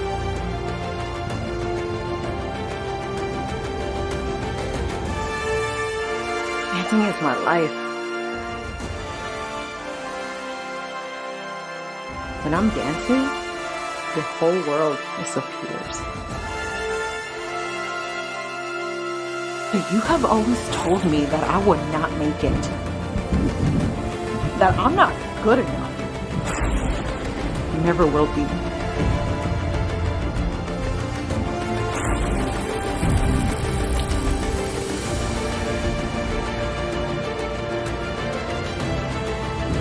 I hate you. As much as I love you for keeping me safe, I hate that you never let me break free.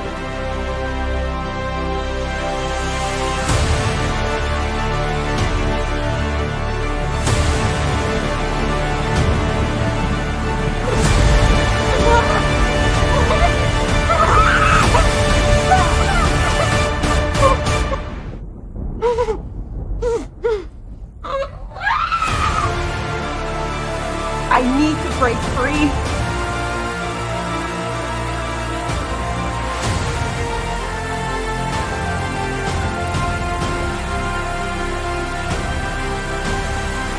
I need to be strong.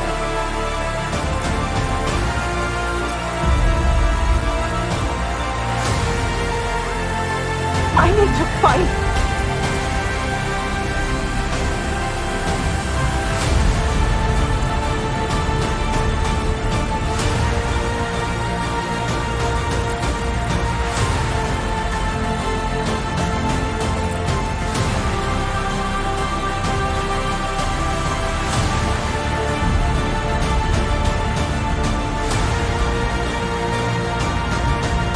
I may not be completely safe, but I will be truly living.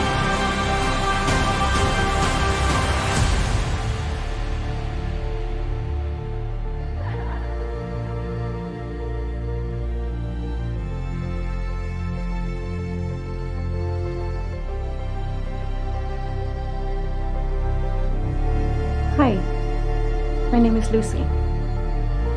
And did you know the name Lucy has Latin origins?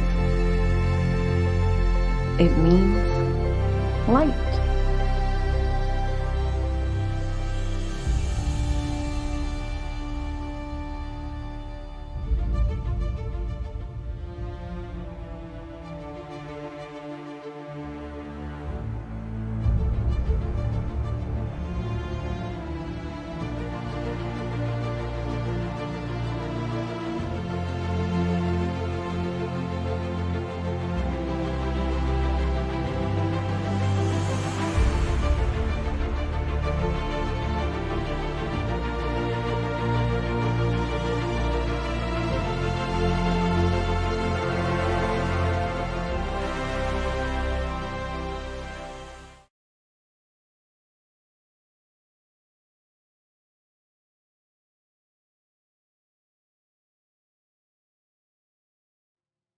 We'll be back in a minute.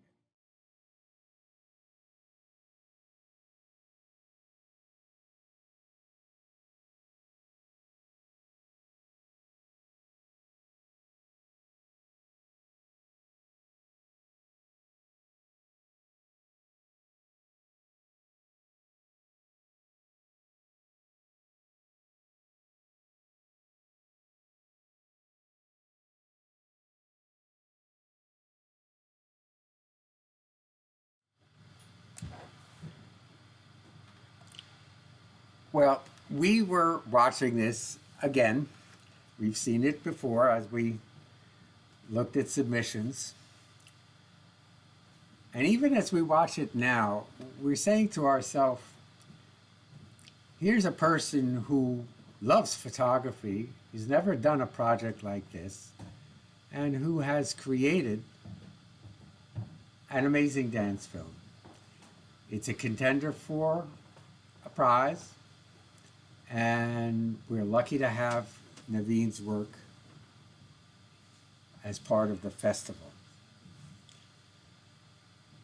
We are now going to turn to a series of 3 videos produced, directed, organized, choreographed, and edited by one of the AAlchemy team members. His name is Jamil Laurence. He is from the United Kingdom. Until recently, he was a soloist at the Scottish Ballet, but he's been doing much more than dancing. He is an amazing videographer. I'll save some of the details of that until after you see these videos. He is in great demand in the UK and outside his home country, not only for his choreographic skills, certainly his performance skills, but for his ability to use technology. Jamil also has what I call a heart of gold. He has worked tirelessly to help fellow dancers, including freelance dancers, as you're about to see, certainly during the pandemic and the various lockdowns in the United Kingdom. You'll see an example of that. I'll stop with that. We'll talk more about his work after you see his videos. And you will see who and what organizations have commissioned him for his works.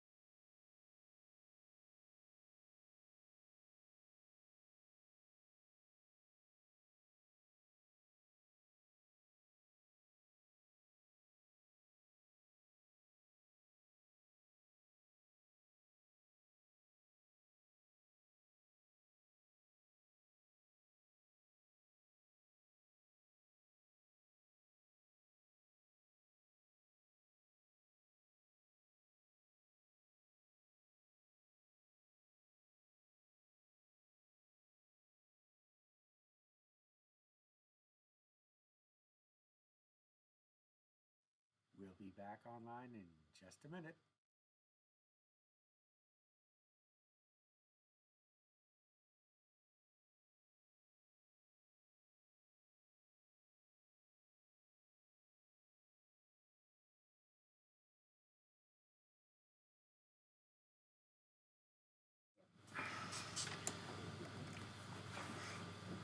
we think the quality of these productions that you've just seen is on a par with anything that you may think is excellent, because it is excellent.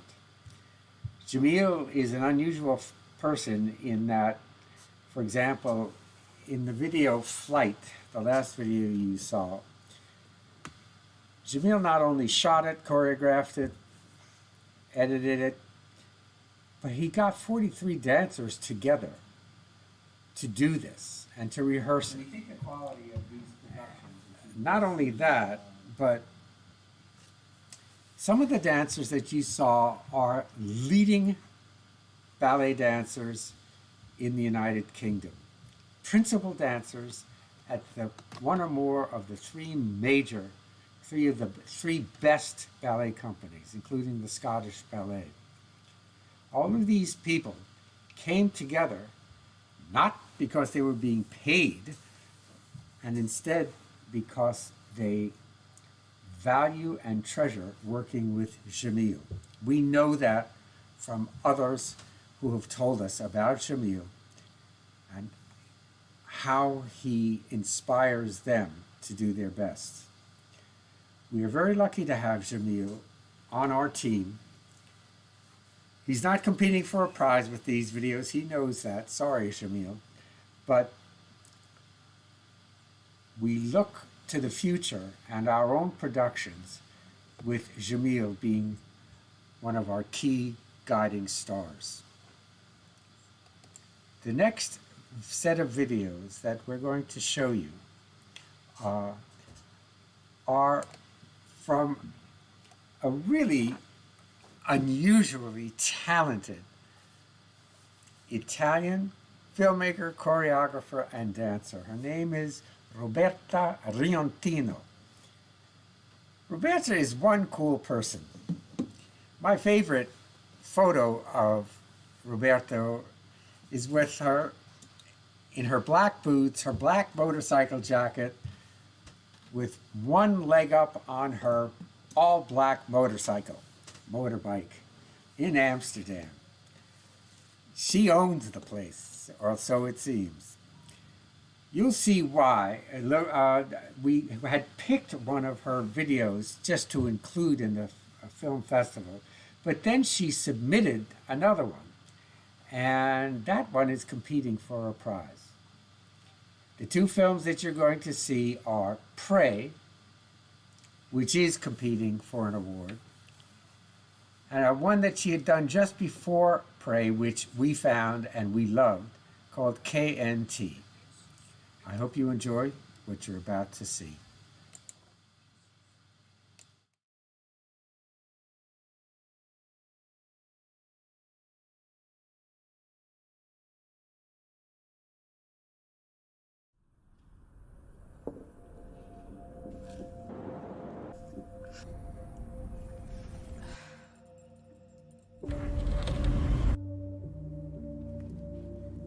I want to talk about my partner, my longest relationship.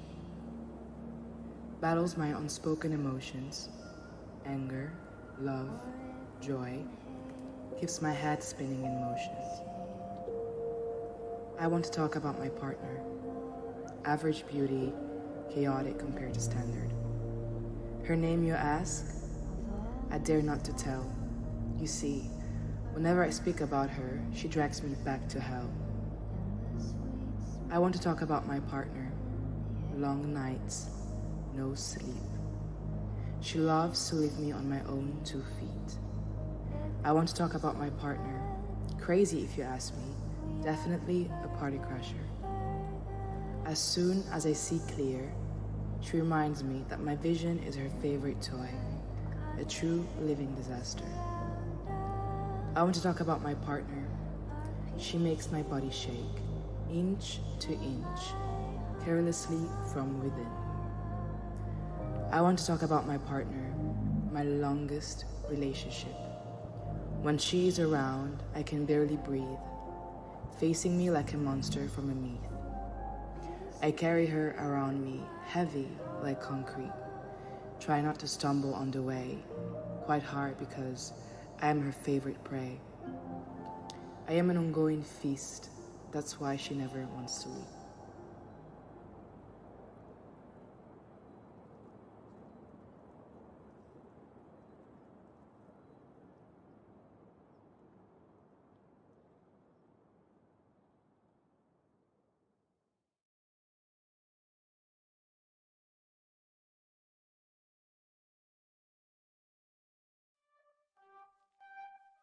Cosa de familia no la tienes que escuchar. Los capos con los capos y yo soy la mamá. Los secretos solo con quien puedas confiar. Más te vale no romper la muerta. Hay niveles para todo en esta vía. No jodemos con personas desconocidas. Ni un amigo nuevo, ni una haría. Ni un amigo nuevo, ni una haría. Ni un amigo nuevo, ni una haría.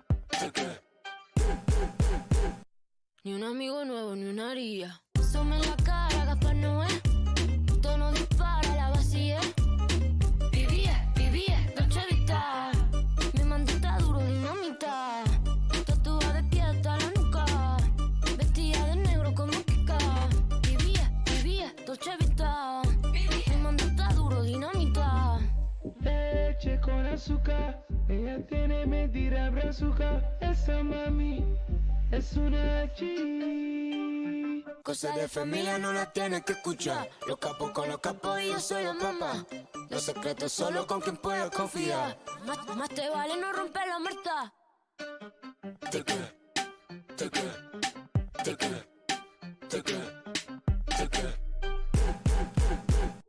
Ni un amigo nuevo, ni una haría.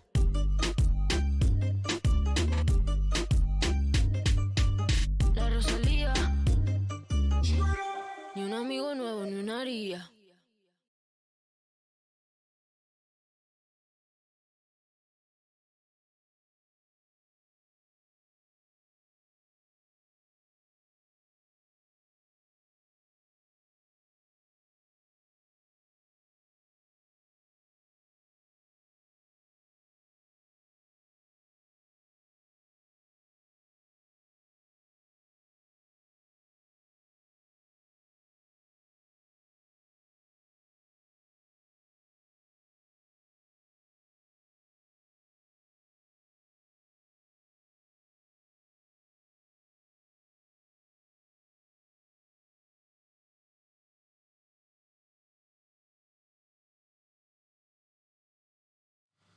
Well, it'd be interesting to know what you thought of those videos. They are so different, the one from the other, and yet the creative hand, Roberta's creative hand, lays heavily on both of them. Not only for the art and for the filming and the film direction, but for the post-production editing and certainly the concepts. That she does videos of this style and then that style shows just how comprehensive her knowledge and creativity really are. I hope you enjoyed what you've seen. Pray, the first video, is a contender for an Alchemy Film Festival award. We're now going to turn to one of the first videos that we saw in our parent organization role, that is the National Performing Arts Funding Exchange, which is the parent of Alchemy. And we were taken by the complexity of the work, the filming, which is one shot, and the obvious but not explicit evidence that putting this together was very hard work. In fact, what you're seeing and what you're about to see is a 5-minute clip from a 40-plus minute piece created and choreographed by one of New York's best choreographers. Her name is Robin Cantrell.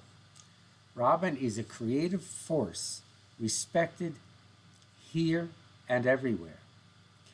What's really important for you to know, at least in my opinion, is that what you're about to see and what is evident in the entire 40-plus minute piece is intense collaboration between Robin and the videographer, Melissa Wu. Melissa and Robin both are part of the AAlchemy team. This is not competing for a prize. But what inspires us is how the two of them have collaborated. Really hard work, really creative work in terms of judging what to film and how to film it. The dancer you'll see is Sarah Hosepian, one of the finest in New York. I hope you enjoy what you're about to see. Odyssey, filmed by Melissa Wu and choreographed and created by Robin Cantrell.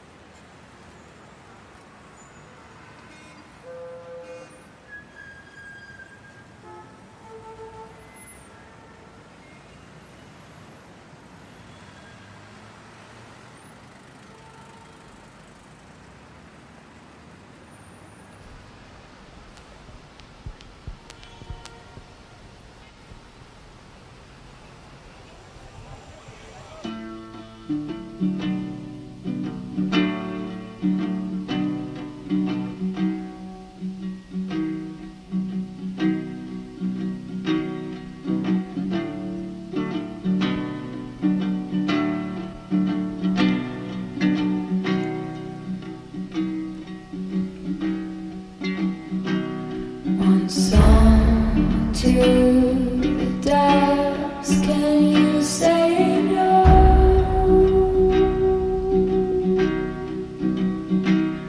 But I have offered, surely is a no.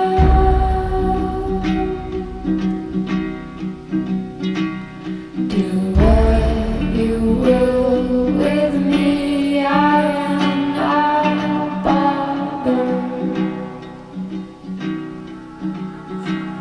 Don't say my name as if it ever mattered.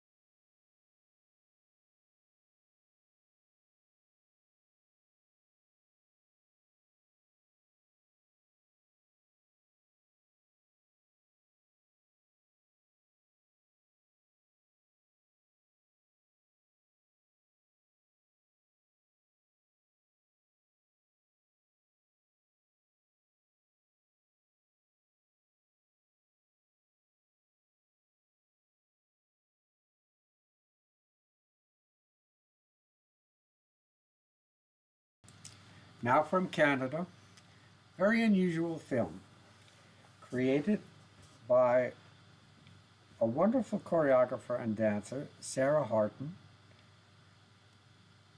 We've known about her for a while.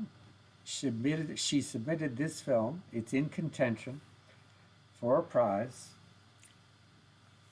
It's called Les Trois Maîtres Hier. It's sort of a play on French words, and it's a very interesting video, very well shot, and the choreography is unusual to say the least. Very unusual film. We are pleased to have Sarah's film in competition for an award at the festival, and we think you'll enjoy the film.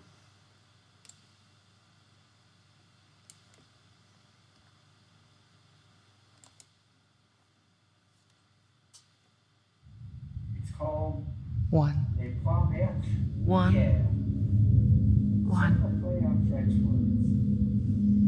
One on one. Very well One shot. on two. Two on me. Choreography is unusual to say. Me. You. Three.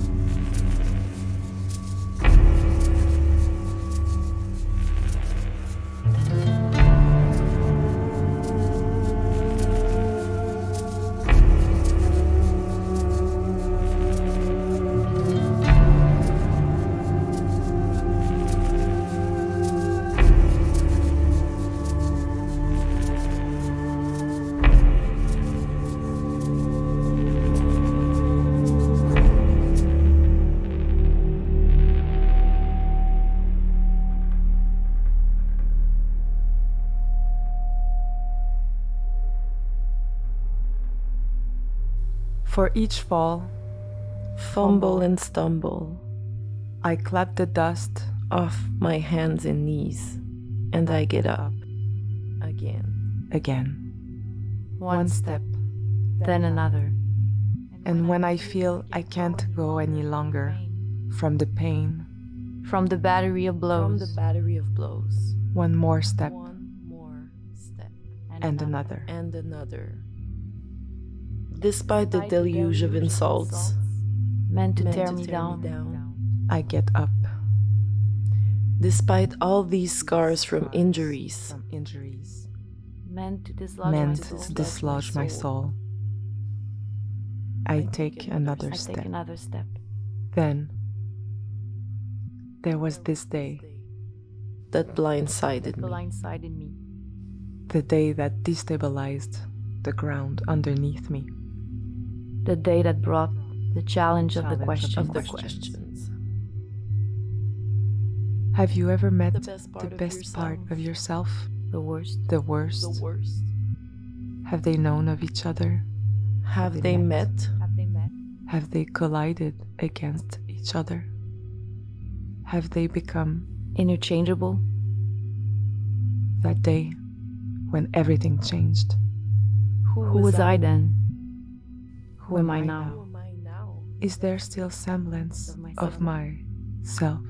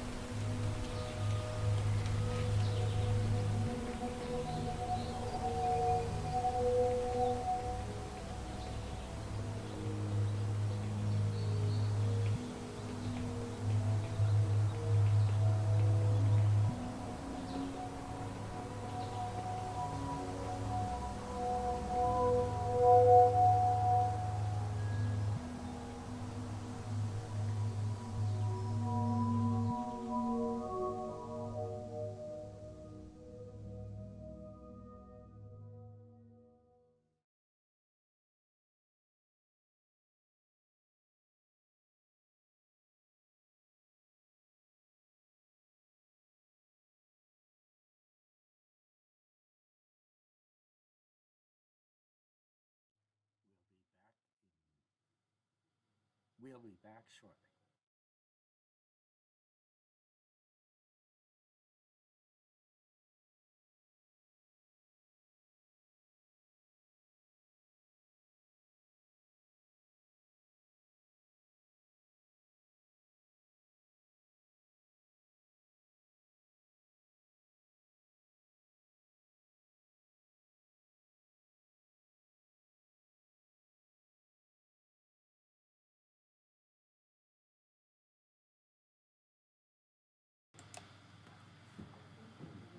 We're back.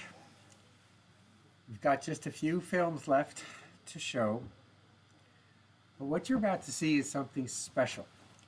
For those of you who were watching earlier, you saw the 3 film clips, including the Instagram stories, from Sofia Nomenko, the 15-year-old student of dance who comes from Bucha, near Kiev in Ukraine, Bucha being one of the towns that the Russians overran in the first days of the invasion last February. We're back. And you're probably wondering how it is that as a student of classical ballet in Kiev, where the focus is on Vaganova training, those of you familiar with ballet know what that is, very classical Russian ballet, how did she come to become practiced in the art of modern dance? Well, the answer lies in the person of Anastasia Kharshenko. She's now in her early 30s. She's a professional dancer, a choreographer, one very courageous human being. We'll come to that in a second. But for years, living in a suburb of Kiev called Irpin, Anastasia has been bypassing the usual commercial circuit in Kiev to teach dance and has focused her efforts on teaching dance to students, young kids, who live in very poor villages around Kiev, whose family situation doesn't allow anyone really to pay for dance lessons. That's where her heart lies. We've come to know Anastasia. We've met her in person in Europe. The Russian troop blew up her apartment like in the first or second day of the invasion. She had to evacuate to London. She made her way through London, got this gig and that gig, but her heart and her profession lay in Ukraine. She and her husband found themselves homeless. He had to stay back because people of army age, men, are not allowed to emigrate. And they stayed in touch while Anastasia was in in the UK. And then she went back in June. Now, Anastasia is of the quality that major companies, musical companies, have brought Anastasia in to perform. For instance, Florence and the Machine. And you may know that Britney Spears and Elton John did a video for their new album, and Anastasia is one of the dancers in that video. That didn't happen by chance. Her reputation preceded her. Most importantly, what you're about to see about Anastasia, apart from her heart and commitment to the success of students like Sophia, is her own creativity, not just in choreography, but in filming choreography. The second video you'll see was actually a live performance performed here in Washington, D.C., where Anastasia choreographed the whole performance by Zoom from London. And her filmed part of that live presentation was shown simultaneously with the live performances going on in Washington, which I was privileged to be able to see. Here are the videos The first is a remarkable video showing how cleverly filming can be done, and then her performance, Fantasy of Touch, which was the performance done by film simultaneously from London with live dance here in Washington, D.C.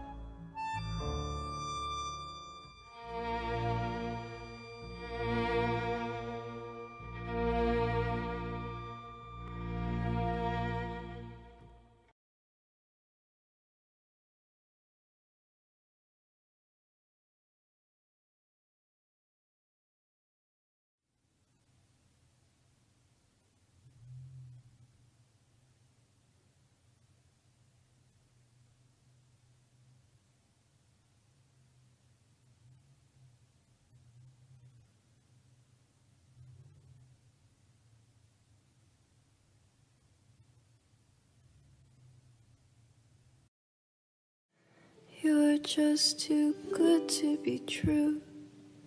Can't take my eyes off of you. You'd be like heaven to touch.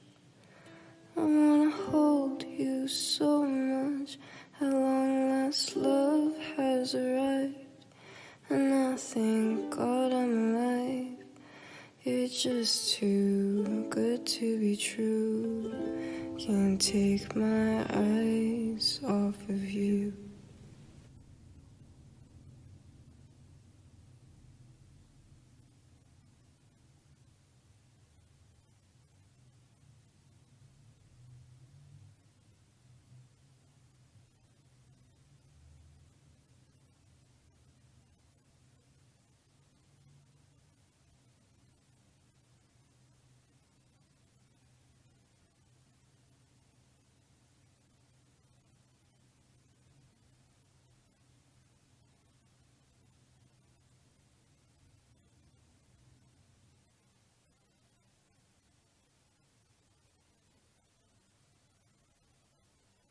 heart in the way that I stare.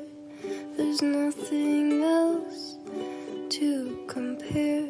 The thought of you leaves me weak. There are no words left to speak. But if you feel like I feel, please let me know that it's real. You're just too good to be true. Can't take my eyes off of you.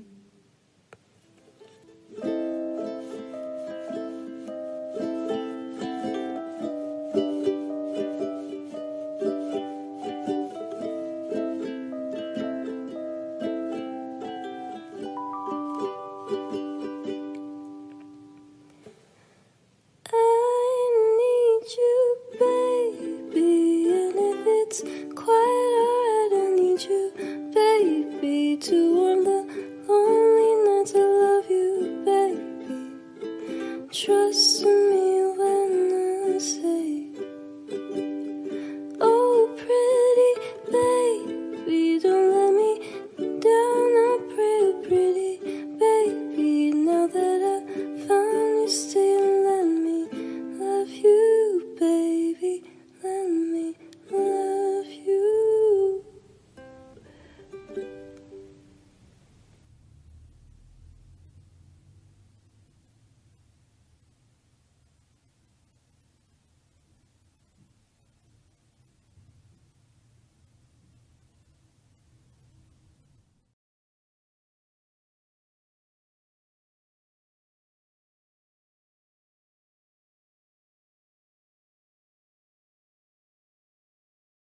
Hold you so.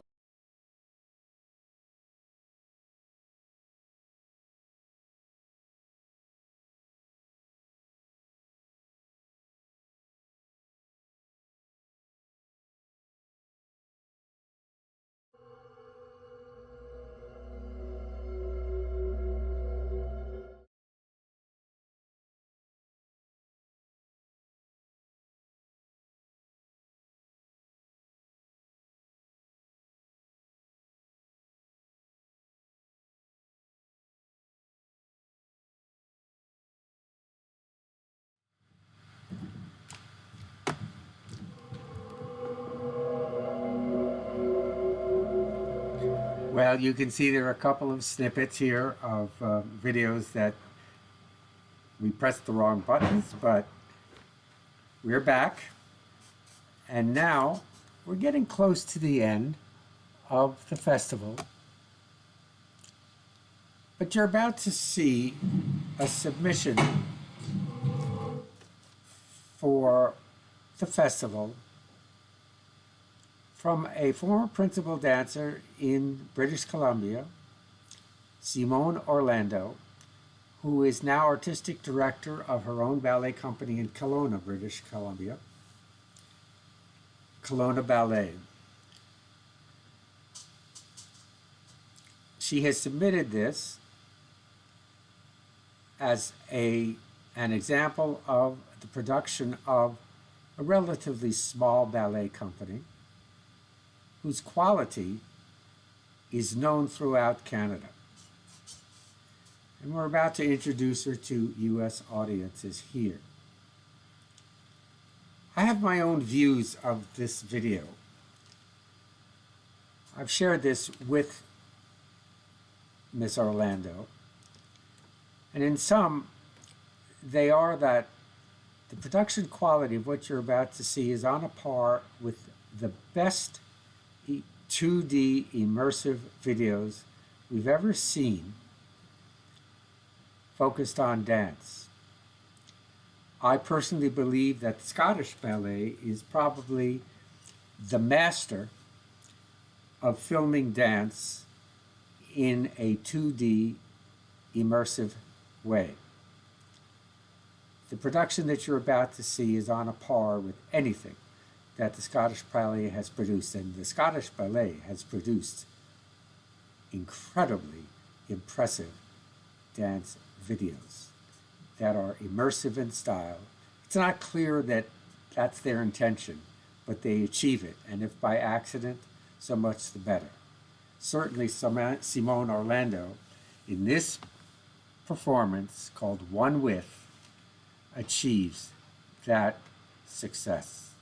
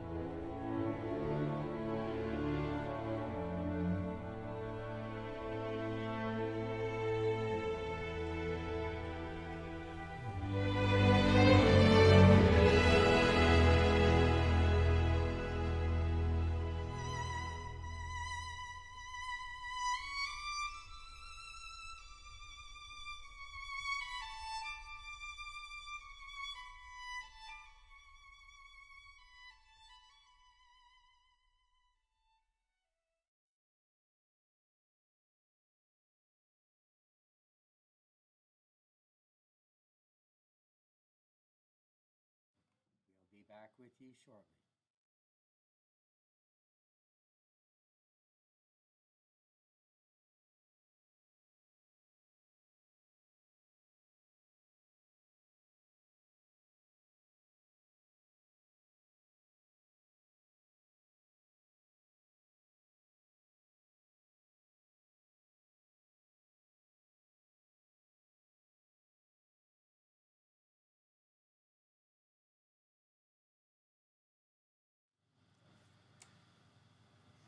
We're coming to the last few videos of the festival, and there's going to be a change of pace now and a change of mood, and you're about to see the creations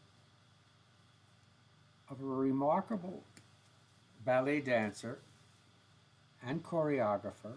Her name is Elise Lance. She's from Paris. She competed in the Prix de Lausanne and won. We're coming to the last, and she then was taken on by the Royal Swedish Ballet before the pandemic and then through the pandemic. And in 2021, it was this year, she was taken on by ballet company in Metz, France, eastern France, and she continues to do solo performances in classical ballet. What you're about to see here, though, is who we call the creative Elise Lance. If you can imagine her in a tutu dancing classical dance, she's done it. She's soloed. There's no question of her skill as a classical ballet dancer. But as a choreographer and a person of great imagination, you're about to see an Elise Lance who knows how to do wonders with her own iPhone, and in a couple of these videos, with the remarkable assistance of a biological researcher in Stockholm whose hobby is photography and filmmaking. Most professionals should only wish to do as well as this scientist does with the camera. Elise Lance in 3 videos.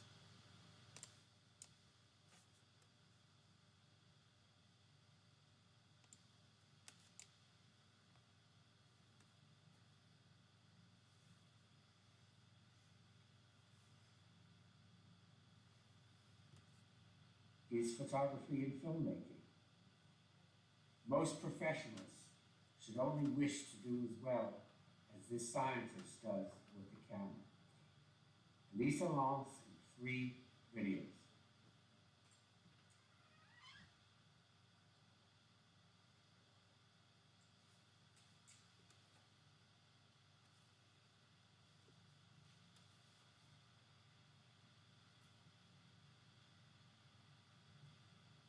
Is photography and filmmaking. Most professionals only wish to do as well.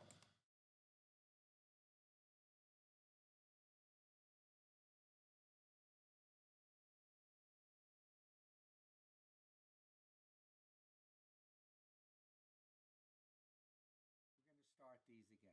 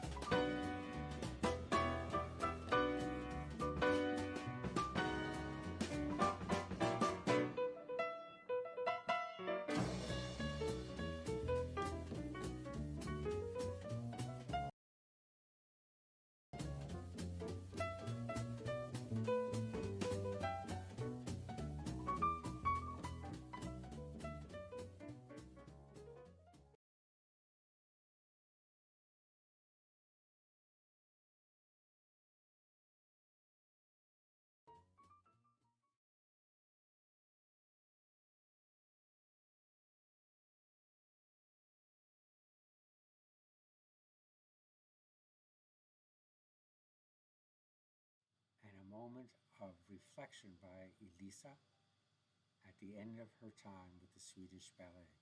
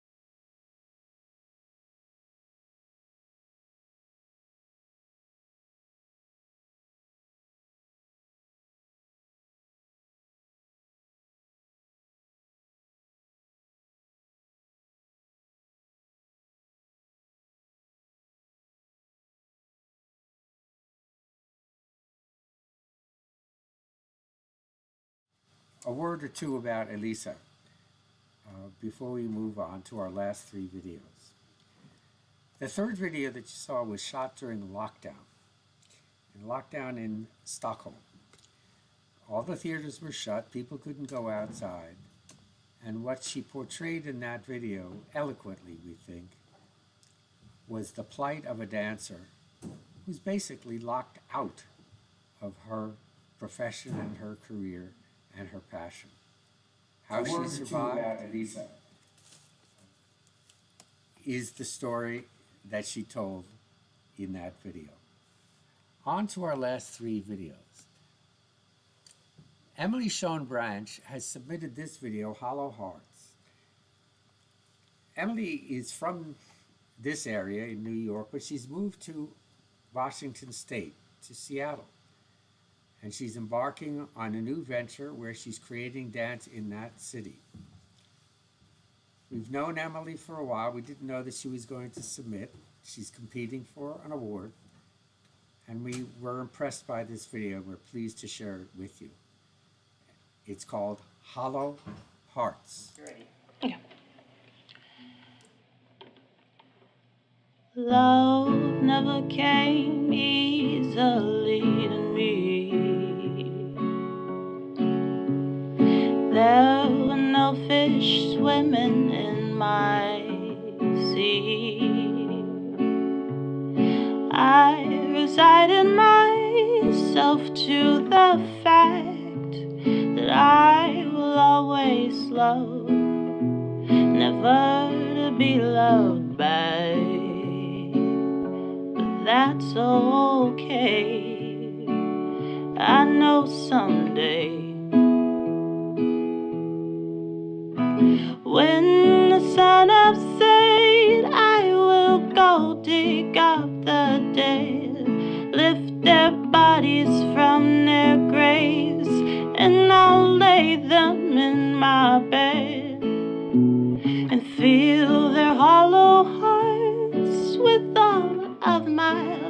broken parts, and all the love that they were never shown. To all those who have lived and died alone,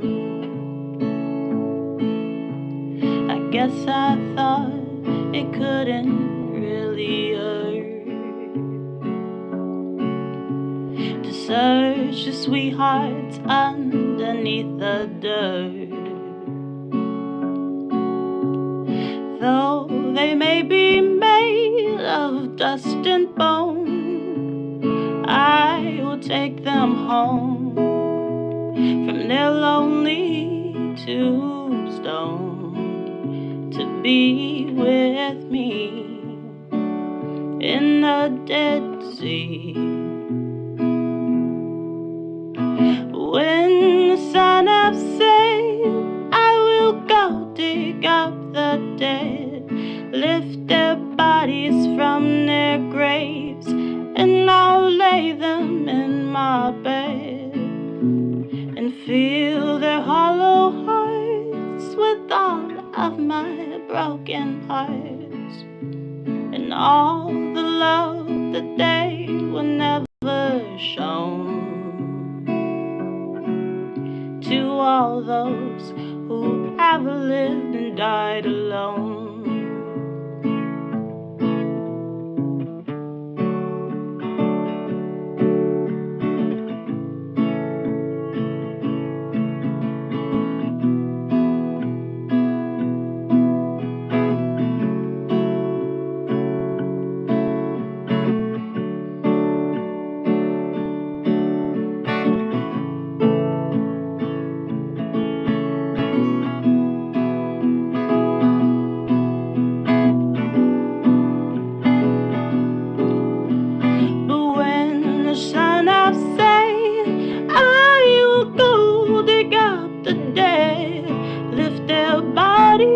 From their graves, and I'll lay them in my bed and fill their hollow hearts with all of my broken parts, and all the love that they were never shown.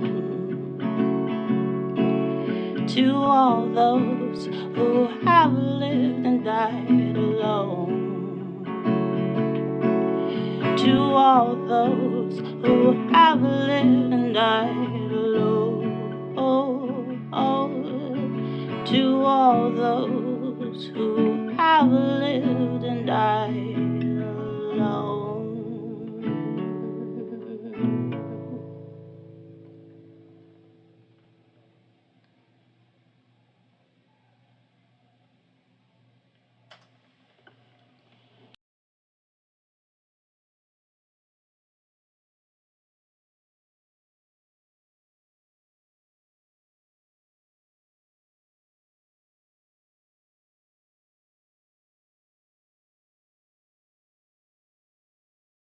We'll be online in just a moment.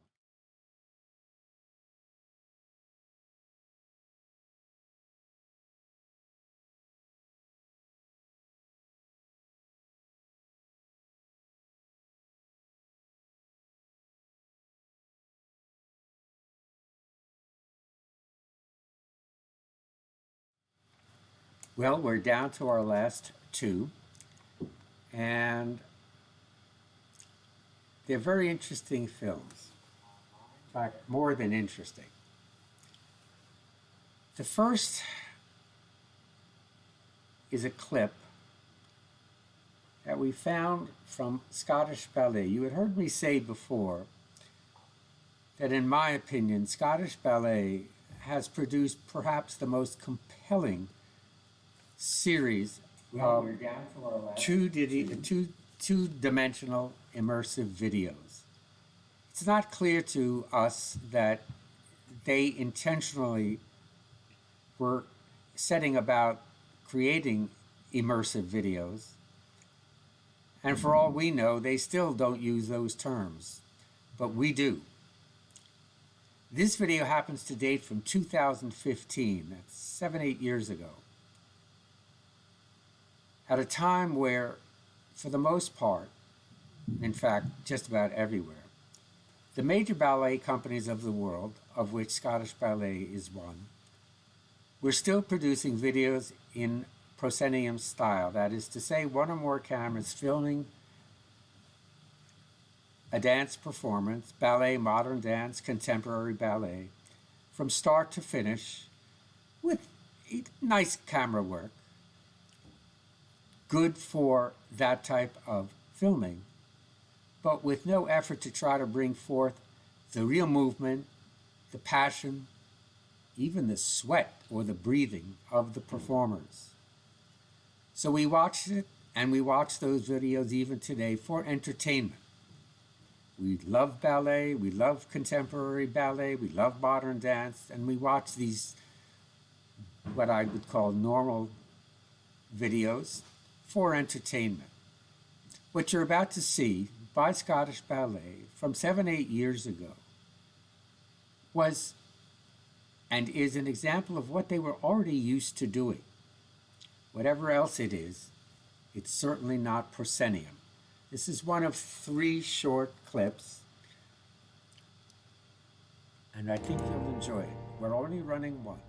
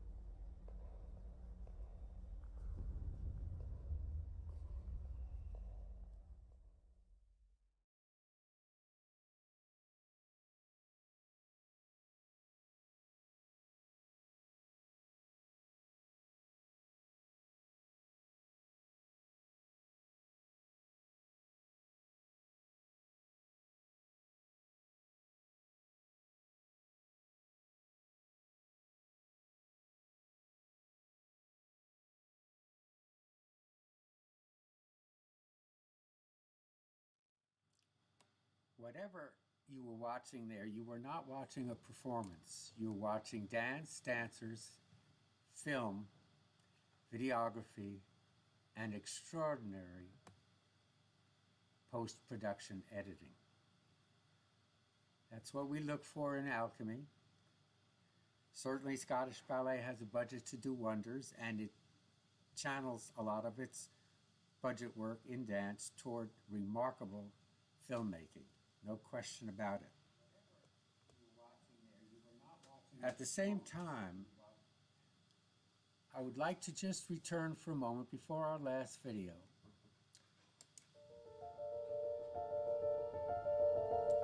to this film. As you may recall, this was done by Naveen Tan, I believe in Denver, and he's had no experience with dance, certainly no experience with filmmaking of dance, or choreography, or anything, and certainly not storytelling.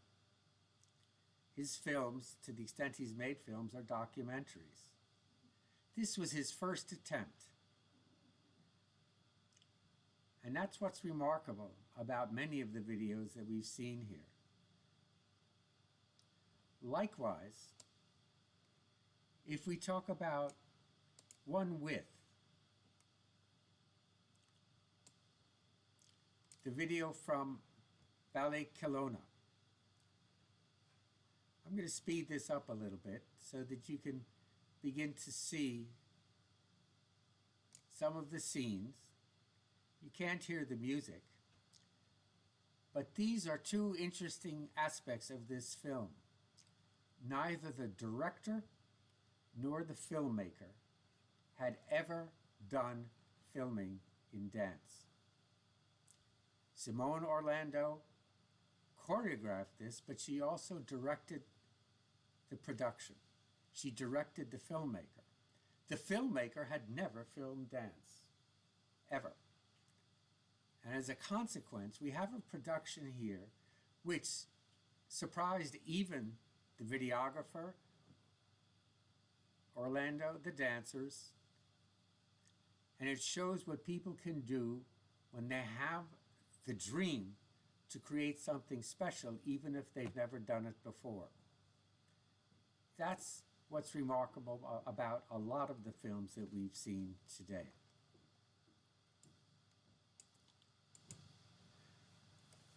We're back for the last film. We came across this film. It was submitted to us, and it surprised us. It surprised us in so many ways. I think you'll be surprised too. The person who made this film, who thought of the storyline, who brought the team together, who chose the studio where it was shot, unusual. Her name is Marta Ilioja. She lives in Amsterdam. She's from Estonia. Her brilliance is in high technology video production, including virtual reality. While there aren't that many videos to see of Martha's productions, every one of them, even when she was in university creating student films, they're kind of mind-blowing. They're very creative. They're certainly outside the normal box of filming dance. And as you'll see in this video, which is showing for the first time in the United States, she has pulled together a remarkable team, including a soloist dancer, Isabel Nelson, whose video, Flight Mode, you saw at the very beginning of the festival. They collaborated on this. From what I hear, it was very hard work. But for those of us who get to see this, we're very glad that they lent themselves to this self-discipline. Marta Ilioja's Jezebel.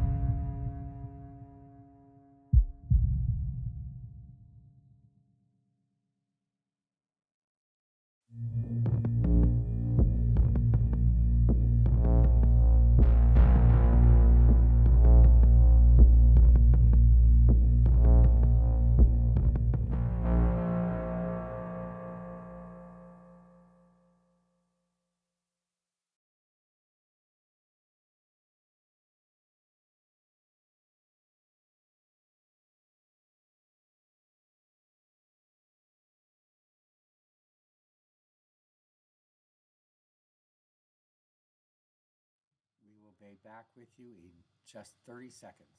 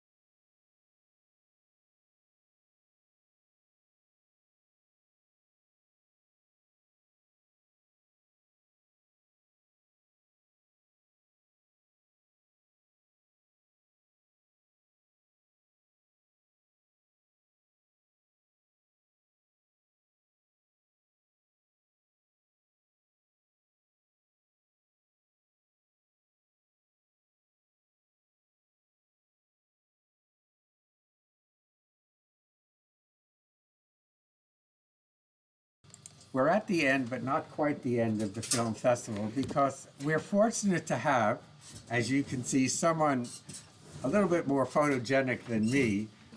Her name happens to be Marta Lilioja. Am I pronouncing your last name correctly? First time you pronounce it with Lilioja. Oh, is it Lilioja? No, it's not. Lilioja. Lilioja. So you're looking at the person who actually created this video, but I'm using a term where I'm not quite sure how to define it. When I say she created the video, Marta, what actually did you do to bring this to being? What was the creative process? What was the organizational process? Well, I think the starting point for me was also during college, and then I wanted to portray the isolation and kind of the end of the world feeling, and then I was working with this idea, and then I added some of my favorite components to it, and then it turned out like this. When you say favorite components, what do you mean by that? Like this darkness and kind of this end of the world doomsday vibe with dark music and like existential dread. Were there any really unhappy surprises as you were producing this? Sure, many, but it was already quite some while back, so I'm not sure if I can bring out anything particular. It was a very tight shooting day. How many days did it take you to Just shoot? one day. You shot all of this in one day? Sure. Okay, my hat just came off. That's amazing. Sure. What would you like to see professionally happen as a result of this film? Which is not quite the same as, the standard question, what's your professional goal or things like that. What would you like to see this film achieve for you professionally? I think getting more into a more complex storyline in storytelling. That's in general, and also push the limits of myself as a writer, director, producer. But then I would also know that for the next time I would need someone extra, because it's a little bit difficult to divide on a set being the director and producer, I'd say. As you look into your past, your university education, your professional work in marketing and virtual reality, is this film part of a linear progression, or is this a diversion or a departure from what you might have expected from yourself or others in your professional life would have expected from you? I think it's just one of the things that I am creating, and that is on my path, and that belongs to, it is part of kind of moving to the next thing that I'm making. When you created this, did you think or were you concerned about audience appeal? No, not really. It's a good answer. It's again, what do you think, or how would you think the audience, how would you describe the audience appeal of this film? And then I'll give you my opinion. Well, I know that people are interpreting it in a different way, and that's what I really like. So in their own individual ways? Mm-hmm. Yeah, like what actually happened, what actually happened there. So Well, I like that, so that there's not really, but everything that people say, I kind of agree, because that's a lot of things actually. It can be seen in this way. so that would be I'm estimating that would be an ideal consequence or result of the film. Yeah, indeed. What would you like to ask us? What would you like to ask if we can insert ourselves, probably unfairly, as representative of the American market and the American audience? What would you like to ask us? I'd like to ask, I guess, what did you conclude out of the whole piece? Well, of course, now I can only speak for myself, so I can give you, my own personal opinion. I've said it before about many of the videos that we have come to see, both in the National Performing Arts Funding Exchange and in the AAlchemy project. What always impresses me, and certainly what impresses me about you, Marta, is the entrepreneurial drive that these creators have and that you have to take something which starts in one's mind and bring it into being. It is a very complex process. It is a very complex process if you make a decision, which I believe that you have, whether consciously or not, to use technology, to use a presence, meaning, for example, the automobile and the garage, in an unconventional way to tell a story. This takes thought, but not only thought, but how do we translate that thought into results, in this case, a film that is compelling. There's no question about it. And you've succeeded at that. As we were running the film, I was looking out over the control room to see what the audience was doing. And it's very interesting.